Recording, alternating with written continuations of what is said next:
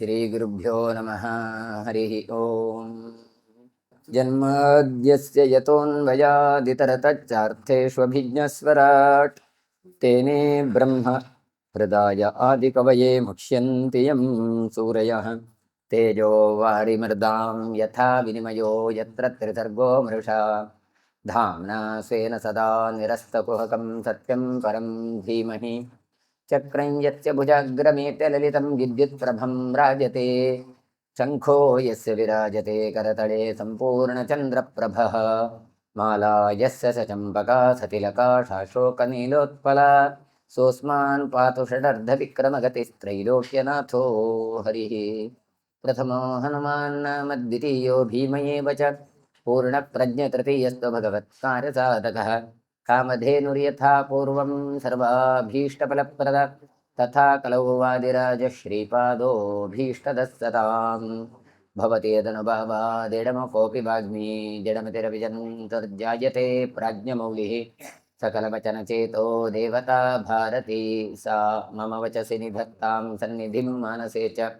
ನಾರಾಯಣಂ ನಮಸ್ಕೃತ್ಯ ನರಂ ಚೈವ ನರೋತ್ತಮಂ ದೇವೀಂ ಸರಸ್ವತೀಂ ವ್ಯಾಸಂ ತಥೋ ಜಯಮುದೀರಯೇ. ಸ್ವಸ್ತ್ಯಸ್ತು ಸತಾಂ ಸನ್ಮಂಗಲಾನಿ ಭವಂತು. ಹರಿವಂಶದಲ್ಲಿ ಭಗವಂತ ದೇವತೆಗಳಿಗೆ ಹೇಳ್ತಾ ಇದ್ದಾನೆ, ಯಾವಾಗ ಧರ್ಮ ಗ್ಲಾನಿಯಾಗತ್ತೋ ಆಗ ನಾನು ಮತ್ತೆ ಅವತಾರ ಮಾಡಿ ಧರ್ಮವನ್ನು ಉದ್ಧಾರ ಮಾಡ್ತೇನೆ ಅಂತ. ಹಾಗಾಗಿ ನನಗೆ ಗೊತ್ತು, ಕಂಸಾದಿಗಳು ಮುಂದೆ ಬರ್ತಾರೆ ಕಾಲನೇಮಿಯಾಗಿ, ಆಗ ನಾನು ಅವರನ್ನು ನಾಶ ಮಾಡ್ತೇನೆ. ಆತ ಹೇಳ್ತಾನೆ, ನಾಗಂ ಕುವಲಯ ಪೀಡಂ ಮಲ್ಲವು ಚಾಣೂರ ಮುಷ್ಟಿಕವು ಅರಿಷ್ಟಂಚೈವ ಜಾನಾಮಿ ದೈತೇಯಂ ವೃಷರೂಪಿಣಂ. ಆನೆಯಾದ ಕುವಲಯ ಪೀಡ ಬರುತ್ತೆ, ಚಾಣೂರ ಮುಷ್ಟಿಕರು ಬರ್ತಾರೆ, ವೃಷಭಾಸುರ ಅಂತ ಬರ್ತಾನೆ, ಅವರನ್ನೆಲ್ಲ ನಾನು ನಾಶ ಮಾಡ್ತೇನೆ. ವಿದಿತೋ ಮೇ ಖರಶ್ಚೈವ ಪ್ರಲಂಬಶ್ಚ ಮಹಾಕೃತಃ ಸಾಚ ಮೇ ವಿದಿತೋ ಬ್ರಹ್ಮನ್ ಪೂತನಾ ದುಹಿತಾ ಬಲೆ. ಖರ, ಪ್ರಲಂಬ ಮೊದಲಾದವರೆಲ್ಲರೂ ಕೂಡ ತಾವು ಬರ್ತಾರೆ, ಅವರನ್ನೆಲ್ಲ ನಾನು ನಾಶ ಮಾಡ್ತೇನೆ. ಏಕಲವ್ಯಂ ಚ ಜಾನಾಮಿ ಯೇ ಚಾನ್ಯೇ ದುಷ್ಟಚಾರಿಣಃ ತಾನ್ ಸರ್ವಾನ್ ನಿಹಷ್ಯಾಮಿ ನಾತ್ರ ಕಾರ್ಯ ವಿಚಾರಣ. ಇನ್ನು ದುಷ್ಟ ಕರ್ಮದಲ್ಲೇ ಆಸಕ್ತನಾದವ ಒಬ್ಬ ಇದ್ದಾನೆ, ಅವನೇ ಏಕಲವ್ಯ. ಹಾಗಾಗಿ ಆ ಎಲ್ಲ ದೈತ್ಯರನ್ನು ಕೂಡ ನಾನು ಸದೇ ಬಡಿತೇನೆ, ಇದರಲ್ಲಿ ಯಾವ ಸಂಶಯವೂ ಬೇಡ ಅಂತ ಹೇಳ್ತಾರೆ. ಮಯ್ಯಾಸಕ್ತಂ ಜನಾಜಾಮಿ ಭಾರತೀಂ ಮಹತೀಂ ಧುರಂ.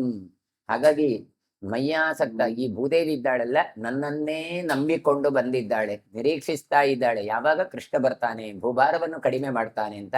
ಹಾಗಾಗಿ ಖಂಡಿತ ನಾನು ಅವತಾರವನ್ನು ಮಾಡ್ತೇನೆ. ತಚ್ಚ ಸರ್ವಂ ವಿಜಾನಾಮಿ ಯಥಾ ಸ್ಥಾಸ್ಯಂತಿ ತೇ ನೃಪಾಃ. ಕ್ಷಯೋ ಭುಗಿ ಮಯಾ ದೃಷ್ಟಃ ಶಕ್ರಲೋಕೆ ಚ ಸಸ್ಕ್ರಿಯ. ತೇಷಾಂತು ಪೂರ್ವದೇವಾನಾಂ ಅಪರಾಧತ್ಯವರ್ತಿನಾಂ. ಯಾವ ಯಾವ ಚಕ್ರವರ್ತಿಗಳು ಎಲ್ಲೆಲ್ಲಿ ವಾಸಿಸ್ತಾರೆ ಅಂತ ನನಗೆ ಗೊತ್ತು. ನಾನು ಅವತಾರ ಮಾಡಬೇಕಾದ್ರೆ ಕೇವಲ ದ್ವಾರಕಾದಲ್ಲಿಯೋ ಮಥುರಾದಲ್ಲಿ ಅಲ್ಲ, ಎಲ್ಲ ಕಡೆ ಎಲ್ಲೆಲ್ಲಿ ಹುಟ್ಟಿಕೊಳ್ತಾರೆ, ಯಾವ ಯಾವ ರಾಜರಿದ್ದಾರೆ ಎಲ್ಲ ಗೊತ್ತು ನನಗೆ. ಹಾಗಾಗಿ ಭೂಮಿಯ ಭಾರವನ್ನು ಕಡಿಮೆ ಮಾಡಬೇಕಾದ್ರೆ ಯಾರನ್ನೆಲ್ಲ ನಾನು ನಾಶ ಮಾಡಬೇಕು, ಯಾರನ್ನೆಲ್ಲ ಕಳಿಸಬೇಕು, ಅದೂ ನನಗೆ ಚೆನ್ನಾಗಿ ಗೊತ್ತು. ಇನ್ನು ಇದೆಲ್ಲ ಮೊದಲೇ ನಾನು ಆಲೋಚನೆ ಮಾಡಿದ್ದೆ. ಎಲ್ಲಿ? ಇಂದ್ರಲೋಕದಲ್ಲೇ ದೇವತೆಗಳಿಂದ ನಾನು ಸತ್ಕೃತನಾದಾಗ ಅವರ ಹತ್ರ ಕೇಳಿದ್ದೆ. ನೋಡಿ, ಹಾಗಾದ್ರೆ ಇದು ಎರಡನೇ ಸಲ ಆಗುವಂತಹ ಒಂದು ಸಭೆ. ಮೊದಲ ಸಭೆ ಎಲ್ಲಿ ಆಗಿದೆ ಕೇಳಿದ್ರೆ ದೇವಾದಿ ದೇವತೆಗಳೆಲ್ಲ ಭಗವಂತನ ಹತ್ರ ಹೋಗಿ ಪ್ರಾರ್ಥನೆ ಮಾಡಿದ್ದಾರೆ. ಹಾಗಾಗಿ ಹೇಳ್ತಾರೆ ಮಯಾ ದೃಷ್ಟ ಶಕ್ರಲೋಕೇಚ ಸತ್ಕ್ರಿಯ ಅಂತ. ಹಾಗಾದ್ರೆ ಒಂದನೆಯ ಸಭೆ ಮೀಟಿಂಗ್ ಎಲ್ಲಿ ಆಗಿದೆ? ದೇವಲೋಕದಲ್ಲಿ. ದೇವಾದಿ ದೇವತೆಗಳು ಇಂದ್ರಾದಿ ದೇವತೆಗಳೆಲ್ಲ ಬಂದು ಹೇಳಿದ್ದಾರೆ. ಎರಡನೆಯ ಸಭೆ ಎಲ್ಲಿ ಆಗಿದ್ದು ಕೇಳಿದ್ರೆ ಅದು ಈ ಅನಂತಾಸನದಲ್ಲಿ. ಅನಂತಾಸನಕ್ಕೆ ಬಂದಾಗ ಭೂದೇವಿ ಬಂದಾಗ ಅಲ್ಲಿಂದ ಕರ್ಕೊಂಡು ಬಂದು ಮೇರು ಪರ್ವತದ ಯಾವ ಒಂದು ರತ್ನ ಪರ್ವತದಲ್ಲಿ ಆದ ಸಭೆ ಇದು ಎರಡನೆಯ ಸಭೆ. ಆಮೇಲೆ ಹೇಳ್ತಾ ಇದ್ದಾರೆ, ಪೂರ್ವದೇವರೆನಿಸಿದ ದೈತ್ಯರು ಮತ್ತೆ ಭೂಮಿಯಲ್ಲಿ ಹುಟ್ಟನ ಹಾಗೆ ನಾನು ಮಾಡ್ತೇನೆ. ತೇಷಾಂತು ಪೂರ್ವದೇವಾನಾಂ. ಪೂರ್ವದೇವರು ಅಂತ ಹೇಳಿದ್ರೆ ರಕ್ಕಸರಿಗೆ ಹೆಸರು ಅಂತ ಅರ್ಥ. ಹಾಗಾಗಿ ಅವರು ಮತ್ತೆ ಇನ್ನೊಂದ್ಸಲ ಹುಟ್ಟಬಾರದು, ಆ ರೀತಿಯಾಗಿ ನಾನು ಮಾಡ್ತೇನೆ. ಸಂಪ್ರವೇಕ್ಷ್ಯಾಮ್ಯಹಂ ಯೋಗಮಾತ್ಮನಶ್ಚ ಪರಸ್ಯ ಚ ಸಂಪ್ರಾಪ್ಯ ಪಾರ್ಥಿವಂ ಲೋಕಂ ಮಾನುಷತ್ವಮುಪಾಗತಃ. ಇನ್ನು ನಾನಾದರೂ ಹೇಗೆ ಮಾಡ್ತೇನೆ? ಮನುಷ್ಯತ್ವ ಭಾವವನ್ನು ಹೊಂದುತ್ತೇನೆ, ಮನುಷ್ಯನಾಗಿ ನಾನು ಬರ್ತೇನೆ. ಬಂದು ಪೃಥ್ವಿ ಲೋಕವನ್ನು ಪ್ರವೇಶ ಮಾಡಿ ಅಂತಹ ಯೋಗ ಶಕ್ತಿಯಿಂದ ನಾನು ಎಲ್ಲ ಕೆಲಸ ಮಾಡ್ತೇನೆ. ಇತ್ತೊಬ್ಬರಿಗೆ ಈ ಯೋಗ ಶಕ್ತಿಯನ್ನು ನಾನು ಆವಾಹನೆ ಮಾಡೋದಿಲ್ಲ. ಹಾಗಾಗಿ ಯಾರೂ ಕೂಡ್ಲಿಕ್ಕೆ ಮಾಡ್ಲಿಕ್ಕೆ ಇರುವಂಥದ್ದನ್ನು ನಾನು ಮಾಡ್ತೇನೆ. ಹಾಗಾದ್ರೆ ಏನು, ಗೋವುಗಳನ್ನು ಸಂರಕ್ಷಣೆ ಮಾಡಿದ್ದು ಯೋಗಶಕ್ತಿಗಳನ್ನೆಲ್ಲ ತಾನು ತೋರಿಸ್ತೇನೆ ಅಂತ ಹೇಳ್ತಾನೆ.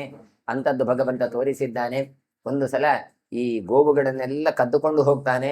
ಆಗ ಬ್ರಹ್ಮದೇವರು ಬಂದಾಗ, ಕದ್ದುಕೊಂಡು ಹೋದಾಗ, ತಾನು ಇನ್ನೊಂದು ಗೋಪಾಲಕರನ್ನು ತಾನು ನಿರ್ಮಾಣ ಮಾಡಿ ಯಾರಿಗೂ ಗೊತ್ತಾಗದ ಹಾಗೆ ತಾನು ಕಾಯ್ದಿದ್ದನು. ಹಾಗಾಗಿ ಅಂತಹ ಸಾಮರ್ಥ್ಯ ಕೃಷ್ಣನಿಗೆ ಇದೆ.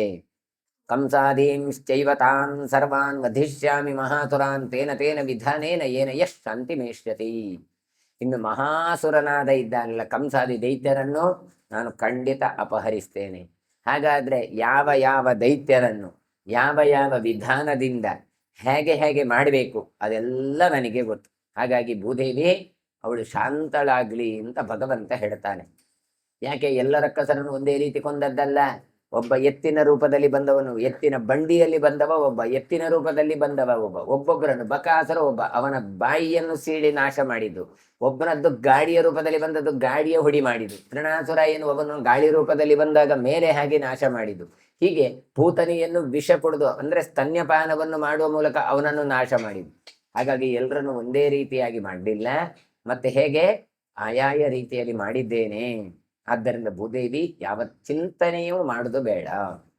ಅನುಪ್ರವಿಶ್ಯ ಯೋಗೇನ ತಾಸ್ತಾಹಿ ಗತಯೋ ಮಯ ಆಮಿಷಾಂ ಅಮರೇಂದ್ರಾಣಂ ಹಂತವ್ಯಾ ರಿಪವೋ ಯುಧಿ. ಹಾಗಾಗಿ ಯಾವ ಯಾವ ದೈತ್ಯರಿಗೆ ಯಾವ ಯಾವ ಗತಿ ನೀಡಬೇಕು ಅಂತ ನಾನು ಸಂಕಲ್ಪ ಮಾಡಿದ್ದೇನೆಲ್ಲ ಅದನ್ನೆಲ್ಲ ಅದಕ್ಕೆ ಸರಿಯಾಗಿ ನಾನು ಮಾಡ್ತೇನೆ. ಹಾಗಾಗಿ ಯೋಗ ಶಕ್ತಿಯಿಂದ ದೇವತೆಗಳಿಗೆ ಶತ್ರುವಾದಂತಹ ದೈತ್ಯರನ್ನು ಯುದ್ಧದಲ್ಲಿ ನಾನು ಸಂಹರಿಸ್ತೇನೆ. ಜಗತ್ಯರ್ಥೇ ಕೃತೋ ಯೋಯಂ ಅಂಶತ್ ಸರ್ಗೋ ಮಹಾತ್ಮಭಿಃ ಸುರದೇವರ್ಷಿ ಗಂಧರ್ವೈಃ ರೇತಚ್ಚಾನುಗತಂ ಮಯ. ಇನ್ನು ಹೇಳ್ತಾರೆ, ದೇವತೆಗಳು, ಋಷಿಗಳು, ಗಂಧರ್ವರು ಅವರೆಲ್ಲರೂ ಕೂಡ ನಾನು ಅಂಶಾವತಾರ ಮಾಡಬೇಕಾದ್ರೆ ನನ್ನ ಸೇವೆಗಾಗಿ ಅವರು ಅವತರಿಸ್ತಾರೆ. ನೋಡಿ, ರಾಮ ಬಂದಾಗ ಒಂದಷ್ಟು ಕಪಿಗಳು ಬಂದರು, ಕೃಷ್ಣ ಬಂದಾಗ ಒಂದಿಷ್ಟು ದೇವತೆಗಳು ಬಂದರು. ಎಲ್ಲಿಂದ? ಅವರವರ ಅಂಶದಿಂದ ಅವರು ನಾನು ಅಂಶಾವತಾರ ಮಾಡಿದಾಗ ಅವರೆಲ್ಲ ತಮ್ಮ ಸಾಧನೆಗೋಸ್ಕರ ಬಂದಿದ್ದಾರೆ. ಹಾಗಾಗಿ ಅವರು ಅವತರಿಸ್ತಾರೆ. ವಿನಿಶ್ಚಿತೋ ಹಿ ಪ್ರಾಗೇವ ನಾರದೈತತ್ ಕೃತೋ ಮಯ ನಿವಾಸಂತು ನಮೇ ಬ್ರಹ್ಮ ವಿದಧಾತಿ ಪಿತಾಮಹ. ಆದ್ದರಿಂದ ನಾರದರೇ ಅಂತ ನಾರದನ ಸಂಬೋಧನೆ ಮಾಡಿ ಹೇಳ್ತಾರೆ, ಮೊದಲೇ ಇದೆಲ್ಲವನ್ನು ನಾನು ನಿಶ್ಚಯ ಮಾಡಿಕೊಂಡಿದ್ದೇನೆ. ದೈತ್ಯರ ನಾಶಕ್ಕೆ ಏನೆಲ್ಲ ಬೇಕು ಅದೆಲ್ಲ ತಯಾರಿ ಮಾಡಿಕೊಂಡಿದ್ದೇನೆ. ಹಾಗಾಗಿ ಒಂದೇ ಕಡೆ ನಿಲ್ಲಬೇಕು ಅಂತ ಅಪೇಕ್ಷೆ ಬ್ರಹ್ಮದೇವನದ್ದೂ ಇಲ್ಲ. ಹಾಗಾಗಿ ನಾನೀಗೇನು ವೈಕುಂಠದಲ್ಲಿದ್ದೇನೆ, ನಾನು ಮತ್ತೆ ಭೂಲೋಕಕ್ಕೆ ಬರ್ತೇನೆ, ಬಂದು ಅಲ್ಲಿದ್ದಂತಹ ದೈತ್ಯರನ್ನು ನಾಶ ಮಾಡ್ತೇನೆ. ಯತ್ರ ದೇಶೆ ಯಥಾ ಜಾತೋ ಏನ ವೇಷೇಣ ವಾವಸನ್ ತಾನಹಂ ಸಮರೇ ಹನ್ಯಾಂ ತನ್ಮೇ ಬ್ರೂಹಿ ಪಿತಾಮಹ.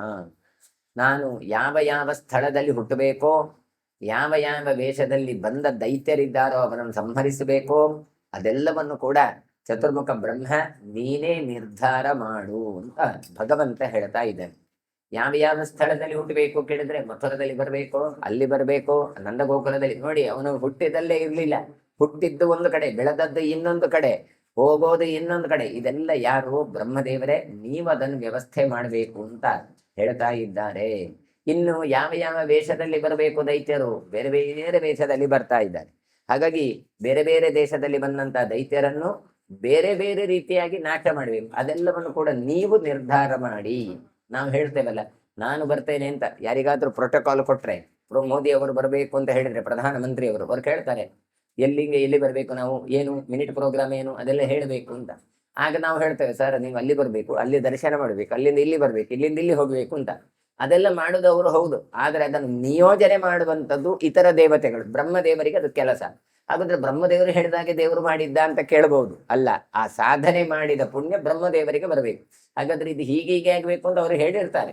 ಆದ್ರೆ ಹೇಳಿದ್ದನ್ನು ಇಂಪ್ಲಿಮೆಂಟ್ ಮಾಡುದು ಅದು ಯಾರು ಕೇಳಿದ್ರೆ ಅದು ಈ ಚತುರ್ಮುಖ. ಹಾಗಾಗಿ ಅವನಿಗೆ ಹೇಳ್ತಾ ಇದ್ದಾಗ ಬ್ರಹ್ಮದೇವರು ನಾರಾಯಣನ ಹತ್ರ ಹೇಳ್ತಾರೆ, ನಾರಾಯಣೇ ಮಾಂ ಸಿದ್ಧಾರ್ಥಂ ಉಪಾಯಂ ಶೃಣಮೇ ಪ್ರಭೋ ಭುವಿಯಸ್ತೆ ಜನಯಿತ ಜನನೀತ ಭವಿಷ್ಯತಿ. ಹಿಂದೆ ನಿರ್ಧಾರ ಮಾಡಿದ ಹಾಗೆ ಉಪಾಯಗಳನ್ನು ಕೇಳು. ಏನು? ನಾವು ಹೀಗೆಲ್ಲ ನಿರ್ಧಾರ ಮಾಡಿದೆ, ಇದೆಲ್ಲ ನೋಡಿ, ಹೀಗೆ ಏನು ಭೂಮಿಯಲ್ಲಿ ನಿನಗೆ ಯಾರು ತಂದೆ, ಯಾರು ತಾಯಿ, ಇದೆಲ್ಲ ನಾನು ತಿಳಿಸ್ತೇನೆ ಅಂತ ಚತುರ್ಮುಖ ಹೇಳ್ತಾನೆ. ಹಾಗಾದ್ರೆ ಕೃಷ್ಣ ಹುಟ್ಟಬೇಕು ಅಂತ ಕೇಳಿದ್ರೆ, ಬರಬೇಕು ಹೇಳಿದ್ರೆ ಹಾಗೆ ಆಗೋದಿಲ್ಲ. ಮತ್ತೆ ಅವನಿಗೆ ತಂದೆ ಯಾರು ತಾಯಿ ಯಾರು ಅವರಿಗೆ ಏನು ಅವರದೆಲ್ಲ ನಿರ್ಧಾರ ಮಾಡಿದ್ದಾರೆ. ವಸುದೇವ ಹುಟ್ಟಬೇಕಾದ್ರೇನೆ ಕೃಷ್ಣ ಹುಟ್ಟುತ್ತಾನೆ ಅಂತ ಗೊತ್ತಾದ ಹಾಗೆ ಅದೆಲ್ಲ ವ್ಯವಸ್ಥೆ ನಾನು ಮಾಡ್ತೇನೆ. ಯತ್ರ ವೈ ತ್ವಂ ಮಹಾಬಾಹೋ ಜಾತಃ ಕುಲಕರೋ ಭುವಿ ಯಾದವಾನ ಮಹದ್ವಂಶಂ ಅಖಿಲಂ ಧಾರಯಿಷ್ಯ. ನೀನು ಅವತಾರ ಮಾಡುವ ವಂಶ ಉಂಟಲ್ಲ, ಅದು ಯದುವಂಶ. ಅಲ್ಲಿ ಯಾದವರ ಮಹತ್ ಕುಲವನ್ನು ನೀನು ಧಾರಣೆ ಮಾಡ್ತಿ, ಅದನ್ನು ನೀನು ಉದ್ಧಾರ ಮಾಡ್ಬೇಕಪ್ಪ. ಹಾಗಾಗಿ ಯದುಕುಲದಲ್ಲಿ ನೀನು ಹುಟ್ಟಬೇಕು ಅಂತ ಚತುರ್ಮುಖ ಬ್ರಹ್ಮ ಭಗವಂತನಿಗೆ ಹೇಳ್ತಾ ಇದ್ದಾನೆ. ತಾಂಚ ಅಸುರಾನ್ ಸಮತ್ಪಾಟ್ಯ ವಂಶಂ ಕೃತ್ವ ಯದೋರ್ಮಹತ್ ಸ್ಥಾಪಯಿಷ್ಯತೆ ಮರ್ಯಾದಾಂ ನೃಣಾಂ ತಾಂ ವೈ ನಿಶಾಮಯ. ಎಲ್ಲ ದಾನವರನ್ನು ಕೂಡ ಬೇರು ಸಹಿತ ಕಿತ್ತು ಹಾಕಬೇಕು. ಉತ್ಪಾಟ್ಯ ವಂಶಂ, ಬೇರು ಸಹಿತ ಕಿತ್ತು ಹಾಕಿ ಮಾನವರನ್ನು ಉದ್ಧಾರ ಮಾಡಬೇಕು. ಹಾಗಾಗಿ ಅಂತಹ ಯಾದವರ ಗೌರವವನ್ನು ನೀನು ಬೆಳಗಿಸ್ತೀಯಪ್ಪ. ಈ ವ್ಯಾಪಾರದ ಕ್ರಮವನ್ನು ನಿನಗೆ ತಿಳಿಸ್ತೇನೆ ಅಂತ. ಅಂದ್ರೆ ಹೇಗೆ ಮಾಡಬೇಕು ಏನು ಅಂತ ನಿನಗೆ ತಿಳಿಸ್ತೇನೆ. ಪುರಾಹಿ ಕಶ್ಯಪೋ ವಿಷ್ಣೋ ವರುಣಸ್ಯ ಮಹಾತ್ಮನಃ ಜಹಾರ ಯಜ್ಞಿಯ ಗಾವಃ ಪ್ರಯೋದಾಶ್ಚ ಮಹಾಮಖೇ. ನೋಡಿ, ಯಶೋಧ, ಹಾಗೆಯೇ ಈ ದೇವಕಿ, ಹಾಗೆ ವಸುದೇವ, ಇವರೆಲ್ಲರೂ ಕೂಡ ಕೃಷ್ಣನಿಗೆ ಇದ್ದಾರೆ. ಯಾಕೆ ವಸುದೇವನ ಹುಟ್ಟಿಕೊಂಡ, ಅವನದ್ದೇನು ಚರಿತ್ರೆ, ಅದಕ್ಕೂ ಕೃಷ್ಣನಿಗೆ ಏನು ಸಂಬಂಧ, ಇದೆಲ್ಲವನ್ನು ತಿಳಿಸಿಕೊಡ್ತಾ ಇದ್ದಾರೆ. ವಸುದೇವ ದೇವಕಿಯರ ಗರ್ಭದಲ್ಲಿ ಕೃಷ್ಣ ಹುಟ್ಟಬೇಕು ಕೇಳಿದ್ರೆ ಅವರು ಎಷ್ಟು ಪುಣ್ಯ ಮಾಡಿದ್ದಾರೆ. ಹಾಗಾದ್ರೆ ಅಂತಹ ಪುಣ್ಯ ಕೆಲಸ ಏನು, ಅಥವಾ ಅವರು ಮನುಷ್ಯರಾಗಿ ಯಾಕೆ ಹುಟ್ಟುಕೊಂಡ್ರು, ಕಶ್ಯಪ ಅದಿತಿ ದಂಪತಿಗಳು ಅಂತ ಹೇಳಿದ್ರೆ ಅದರದೆಲ್ಲ ಚರಿತ್ರೆಯನ್ನು ಹೇಳ್ತಾರೆ. ವಿಷ್ಣುವೇ ಅಂತ ಹೇಳಿ ಚತುರ್ಮುಖ ವಿಷ್ಣುವನ್ನು ಕುರಿತು ಹೇಳ್ತಾ ಇದ್ದಾನೆ. ಹಿಂದೆ ಕಶ್ಯಪ ಋಷಿ ತಾನು ಮಹಾತ್ಮನಾದಂತ ವರುಣನ ಹತ್ರ ತಾನು ಧನವನ್ನು ತಾನು ಕೇಳಿದ್ದ. ಯಾವುದಕ್ಕೆ ಕೇಳಿದ್ರೆ, ಕಶ್ಯಪದ ಋಷಿಗಳು ಅವ್ರು ಏನು ಮಾಡ್ತಾರೆ, ತಾನು ಯಾಜ್ಞಿಯಾಹ ಗಾವಹ, ನನಗೆ ದನ ಬೇಕು. ಯಾವುದಕ್ಕೆ ದನ, ನನಗೆ ಹೋಮ ಮಾಡಬೇಕು, ಹೋಮ ಹವನ ಮಾಡಬೇಕು ಕೇಳಿದ್ರೆ ಗೋವಿನ ಪ್ರಾಡಕ್ಟ್ ಇಲ್ಲದೆ ಮಾಡ್ಲಿಕ್ಕೆ ಸಾಧ್ಯ ಇಲ್ಲ. ನೋಡಿ, ಗೋವು ಇಲ್ಲದೆ ಇದ್ರೆ ಹಾಲು ಬರುವುದಿಲ್ಲ, ತುಪ್ಪ ಬರುವುದಿಲ್ಲ, ಬೆಣ್ಣೆ ಬರುವುದಿಲ್ಲ, ಇದೆಲ್ಲ ಇಲ್ಲದಿದ್ರೆ ಯಾಗವೇ ಕೂಡೋದಿಲ್ಲ. ಮಧು ಮಾತ್ರ ಅಲ್ಲ, ಗೋಮಯ ಗೋಮೂತ್ರ ಅದು ಬೇಕಾಗತ್ತೆ. ಹೀಗೆ ಎಲ್ಲದಕ್ಕೂ ಕೂಡ ಗವ್ಯಗಳು ಬೇಕು. ಹಾಗಾಗಿ ಯಜ್ಞಕ್ಕೋಸ್ಕರ ಅಂತ ಹೇಳಿ ವರುಣನ ಹತ್ರ ಪ್ರಾರ್ಥನೆ ಮಾಡ್ತಾನೆ. ವರುಣ ಒಂದಷ್ಟು ದನಗಳನ್ನು ಕೊಟ್ಟ. ಆದ್ರೆ ಇದೆಲ್ಲ ಆದ ನಂತರ ಅದಿತಿ ಸುರಭಿಶ್ಚೋಭೆ ದ್ವೇ ಭಾರ್ಯೆ ಕಶ್ಯಪಸ್ಯತೋ ಪ್ರದೀಪಯಾನಾಸ್ತು ಗಾಸ್ತು ನೈಚ್ಛತ್ತಾಂ ವರುಣಸ್ಯ ವೈ. ಅವನಿಗೆ ಇಬ್ಬರು ಪತ್ನಿಯರು ಕಶ್ಯಪರಿಗೆ, ಅದಿತಿ ಮತ್ತೊಂದು ಸುರಭಿ ಅಂತ. ಎರಡೇ ಜನ ಅಲ್ಲ, ತುಂಬಾ ಜನ ಇದ್ದಾರೆ, ಆದ್ರೆ ಅವರಿಬ್ರು ಇಲ್ಲಿ ಪಾತ್ರಧಾರಿಗಳು. ಹಾಗಾಗಿ ಅದಿತಿ ಮತ್ತೆ ಸುರಭಿ ಎನ್ನುವಂಥದ್ದು ಕಶ್ಯಪರ ಪತ್ನಿಯರು. ಅವರು ಏನ್ ಹೇಳ್ತಾರೆ, ವರುಣನಿಂದ ಹಿಡ್ಕೊಂಡು ಬಂದಂತಹ ಹಸು ಉಂಟಲ್ಲ, ಅದನ್ನು ವಾಪಸ್ ಕೊಡೋದು ಬೇಡ. ಹಿಡ್ಕೊಂಡು ಬಂದದ್ದು ಯಾವುದಕ್ಕೆ, ಯಾಗಕ್ಕೆ ತುಪ್ಪ ಬೇಕು, ಯಾಗಕ್ಕೆ ಹಾಲು ಬೇಕು, ಮೊಸರು ಬೇಕು ಅಂತ. ಯಾಗ ಆದ ನಂತರ ಹಿಂದಿರುಗಿಸಬಹುದಲ್ಲ, ಕೊಡ್ಲಿಲ್ಲ. ಅಂದ್ರೆ ಕೆಲಸ ಆದ ನಂತರ ಕೊಡದೇ ಇದ್ರು ಅದೂ ಅಪಹರಣವೇ. ಹಾಗಾಗಿ ಅವರು ಹೇಳ್ತಾರೆ ಹಿಂದೆ, ತಾನು ಏನು ಪಯೋದಾಶ್ಚ್ಯ ಮಹಾಮಖೆ ಅಂತ ಹೇಳುವಾಗ ಹಸುಗಳನ್ನು ಅಪಹರಿಸಿದ್ರು ಅಂತ. ಹಸುಗಳನ್ನು ಕದ್ದುಕೊಂಡು ಬಂದದ್ದು ಅಂತ ಅರ್ಥ ಅಲ್ಲ. ಮತ್ತೆ ಕೊಡಬೇಕಾದ ಸಮಯದಲ್ಲಿ ವಾಪಸ್ ಕೊಡದೇ ಇದ್ರು ಕೂಡ ಅದು ಅಪಹರಣಕ್ಕೆ ಸಮಾನ.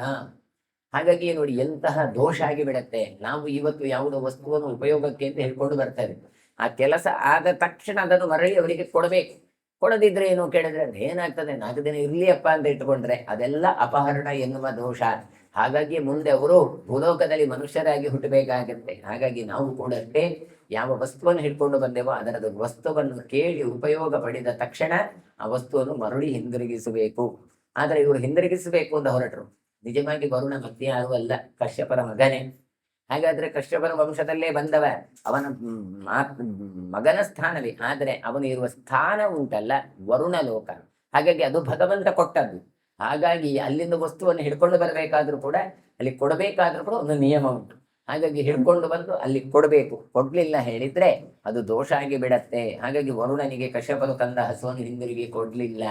ಯಾಕೆ ಕೊಡ್ಲಿಲ್ಲ ಕೇಳಿದ್ರೆ ಇವರಿಗೆ ಬೇಕು ಅಂತ ಇರಲಿಲ್ಲ, ಇವರು ಋಷಿಗಳು. ಆದ್ರೆ ಅವರ ಪತ್ನಿಯರಿದ್ದಾರಲ್ಲ, ಸುರಭಿ ಮತ್ತೆ ಅದಿತಿ, ಅವರು ಅದು ಕೊಡದು ಬೇಡ, ಇದು ದನ ಒಳ್ಳೆ ಹಾಲು ಕೊಡ್ತದೆ, ಇದು ನಮ್ಮಲ್ಲೇ ಇರಲಿ, ಅವನು ಏನು ಅದೇನು ಕೊಡಬೇಕು ಅಂತ ಅವರಿಗೆ ಏನಾಗಬೇಕು, ತೊಂದರೆ ಇಲ್ಲ, ಅಲ್ಲಿಗೆ ಬೇಕಾದಷ್ಟು ಉಂಟು ಅವನಿಗೆ ಅಂತ ಹೇಳಿಕೊಂಡು ಉಳಿಸಿಕೊಂಡು ಬಿಟ್ರು. ನೋಡಿ, ಕೆಲವು ಸಲ ಹೀಗೆ ಹೆಣ್ಣು ಮಕ್ಕಳು ಒಳ್ಳೆದು ಹೌದು, ಕೆಲವು ಇಂಥ ವಿಚಾರದಲ್ಲಿ ಕೆಟ್ಟದು ಹೌದು.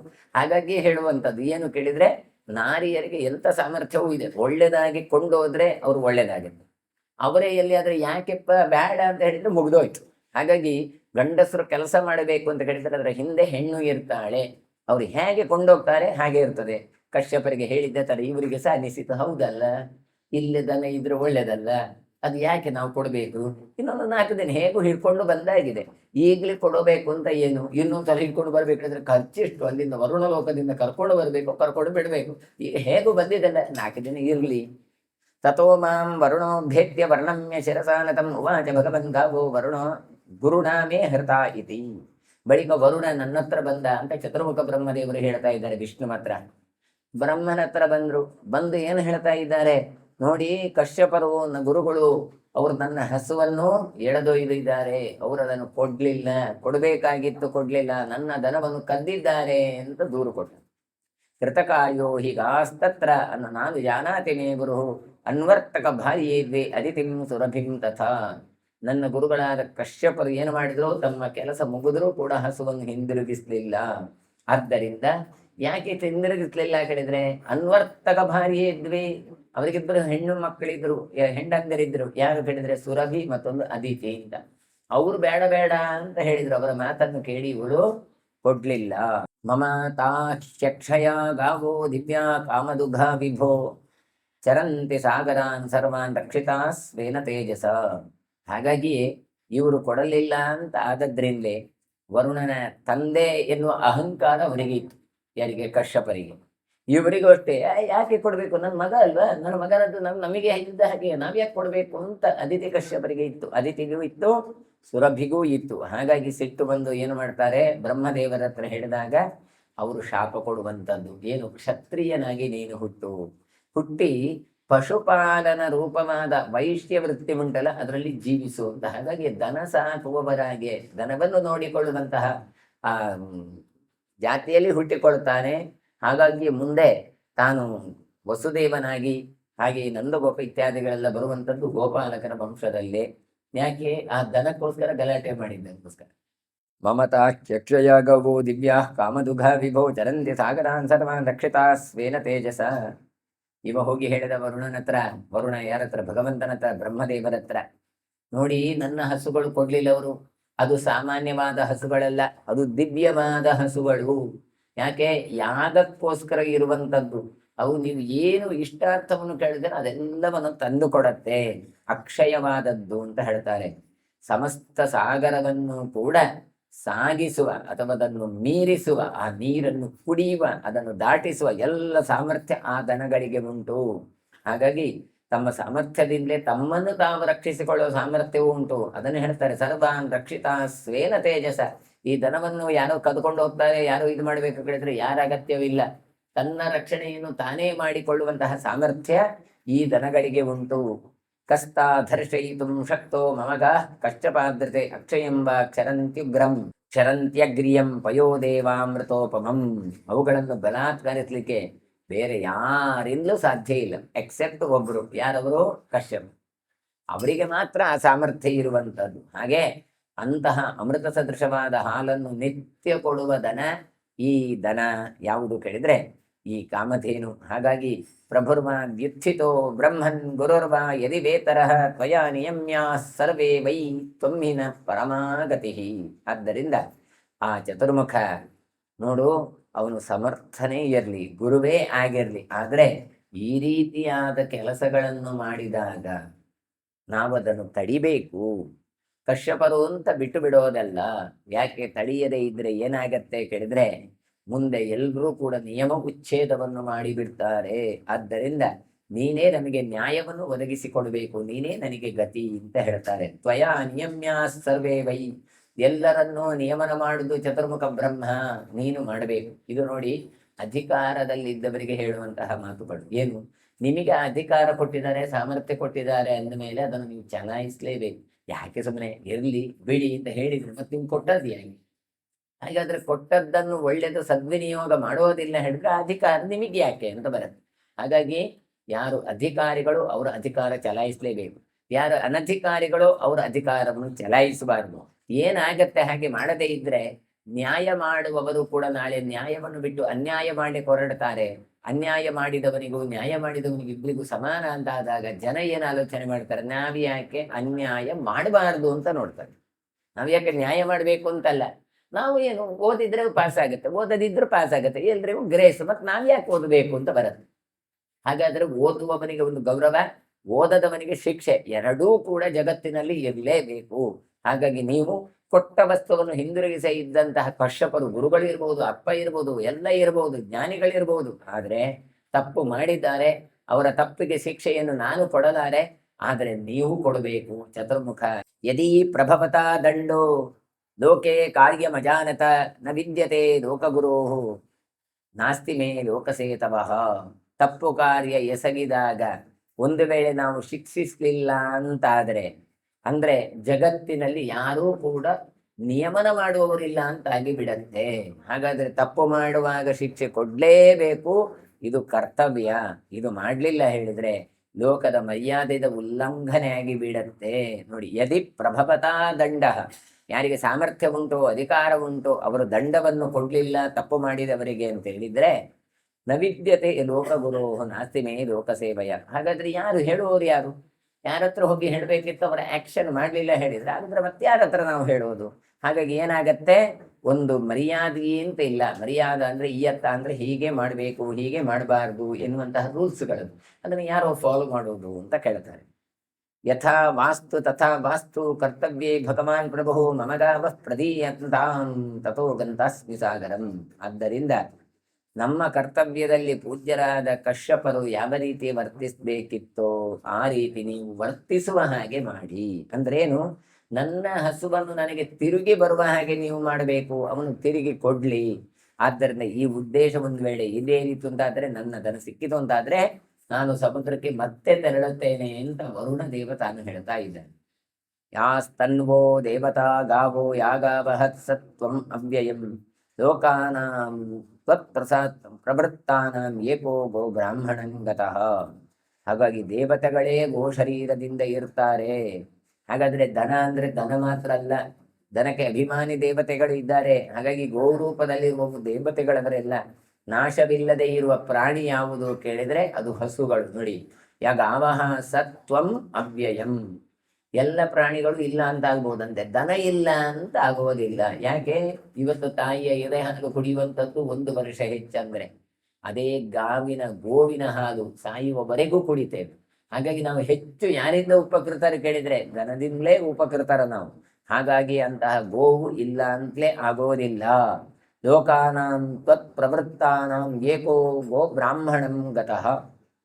ಆದ್ದರಿಂದ ನಿಮ್ಮಿಂದ ಹೊರ ಹೋಗುವಂತಹ ಲೋಕಗಳಲ್ಲಿ ದೇವತೆಗಳೇ ಗೋ ಬ್ರಾಹ್ಮಣ ರೂಪದಿಂದ ಬರ್ತಾರೆ. ಅಂದ್ರೆ ಬ್ರಹ್ಮಲೋಕದಿಂದ ಹೊರಟದ್ದವರೇ ಅವರು. ಕೆಲವರು ಗೋವುಗಳು ಬ್ರಾಹ್ಮಣರು ಆಗಿ ಹೊರಡುವಂಥದ್ದು. ಹಾಗಾಗಿ ಎಂದೂ ಕೂಡ ಅವುಗಳಿಗೆ ನಾವು ಅನ್ಯಾಯವನ್ನು ಮಾಡಬಾರದು. ಅಂತಹ ದನಗಳನ್ನು ನನಗೆ ಹಿಂತಿರುಗಿಸಿಕೊಡಿ. ತ್ರಾತವ್ಯಾ ಪ್ರಥಮಂ ಗಾವಃ ತ್ರಾಸ್ತ್ರಾಯಂತಿಕಾ ದ್ವಿಜಾನ್ ಗೋ ಬ್ರಾಹ್ಮಣೆ ಪರಿತ್ರಾಣೆ ಪರಿತ್ರಾತಂ ಜಗದ್ಭವೇ. ಅಲ್ಲರಿ, ಒಂದು ದನಕ್ಕೆ ಎಂಥದ್ದು ಸುಮ್ಮನೆ ಬಿಟ್ಟು ಹೋಗುವುದಿತ್ತಲ್ಲ ಅಂತ ಕೇಳಿದ್ರೆ, ಇಲ್ಲಪ್ಪ, ದನಕ್ಕೆ ಎಷ್ಟು ಮಹತ್ವ ಅಂತ ಕೇಳಿದ್ರೆ, ಬ್ರಹ್ಮಲೋಕದಿಂದ ಹೊರಗೆ ಬಂದಂತ ದೇವತೆಗಳೇ ಗೋವುಗಳಾಗಿ ಬಂದದ್ದು. ಅದು ಮಾತ್ರ ಅಲ್ಲ, ತ್ರಾತವ್ಯಾ ಪ್ರಥಮಂ ಗಾವಃ, ಮೊದಲು ಗೋವುಗಳನ್ನು ರಕ್ಷಿಸಬೇಕು.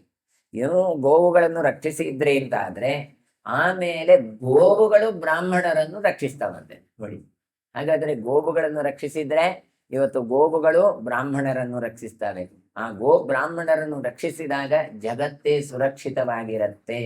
ಹಾಗಾದ್ರೆ ಮೊದಲು ಗೋವುಗಳಿಗೆ ಅನ್ಯಾಯ ಮಾಡಿದ್ರೆ, ಬ್ರಾಹ್ಮಣರಿಗೆ ಅನ್ಯಾಯ ಮಾಡಿದ್ರೆ ಜಗತ್ತು ಎನ್ನುವಂಥದ್ದು ಅಸ್ಥಿರವಾಗತ್ತೆ. ಇದನ್ನು ಕೊಡ್ತಾ ಇದ್ದಾರೆ. ಹಾಗಾಗಿ ಗೋ ಬ್ರಾಹ್ಮಣರ ಸುಖಕ್ಕೋಸ್ಕರ ನಾವು ಇಂಥ ಕೆಲಸ ಮಾಡಬೇಕಾಗಿದೆ. ಹಾಗಾಗಿ ದನಗಳನ್ನು ಗರಿಗೆ ಕೊಡುವ ಹಾಗೆ ಮಾಡಿ. ಇತ್ಯಂಬುಪತಿನ ಪ್ರೋಕ್ತೋ ವರುಣೇ ನಾಹಮಚ್ಯುತ ಗವಾಂ ಕಾರಣ ತತ್ವಜ್ಞಾ ಕಾಶ್ಯಪೇ ಶಾಪಮುತ್ಸೃಜಂ. ಆದ್ದರಿಂದ ಭಗವಂತನನ್ನು ಹೇಳ್ತಾರೆ ಅಚ್ಯುತ ಅಂತ, ನಿನಗೆ ಹೆಚ್ಚು ಕಡಿಮೆ ಇಲ್ಲ. ಹಾಗಾಗಿ ಜಲಪತಿಯಾದ ನಾನು ನಿನ್ನ ಹತ್ರ ಹೇಳಿದ್ದೇನೆ, ಹಾಗಾಗಿ ನಿನಗೆ ತಪ್ಪಿಸಿಕೊಡು, ಒಪ್ಪಿಸಿಕೊಡು ಅಂತ ಹೇಳ್ತಾನೆ. ಹೀಗೆ ಹೇಳಿದ ಬಳಿಕ ಗೋವುಗಳನ್ನು ಅಪಹರಣ ಮಾಡಿದ್ದಕ್ಕಾಗಿ ಚತುರ್ಮುಖನಾದ ನಾನು ಕಶ್ಯಪರಿಗೆ ಶಾಪ ಕೊಟ್ಟೆ.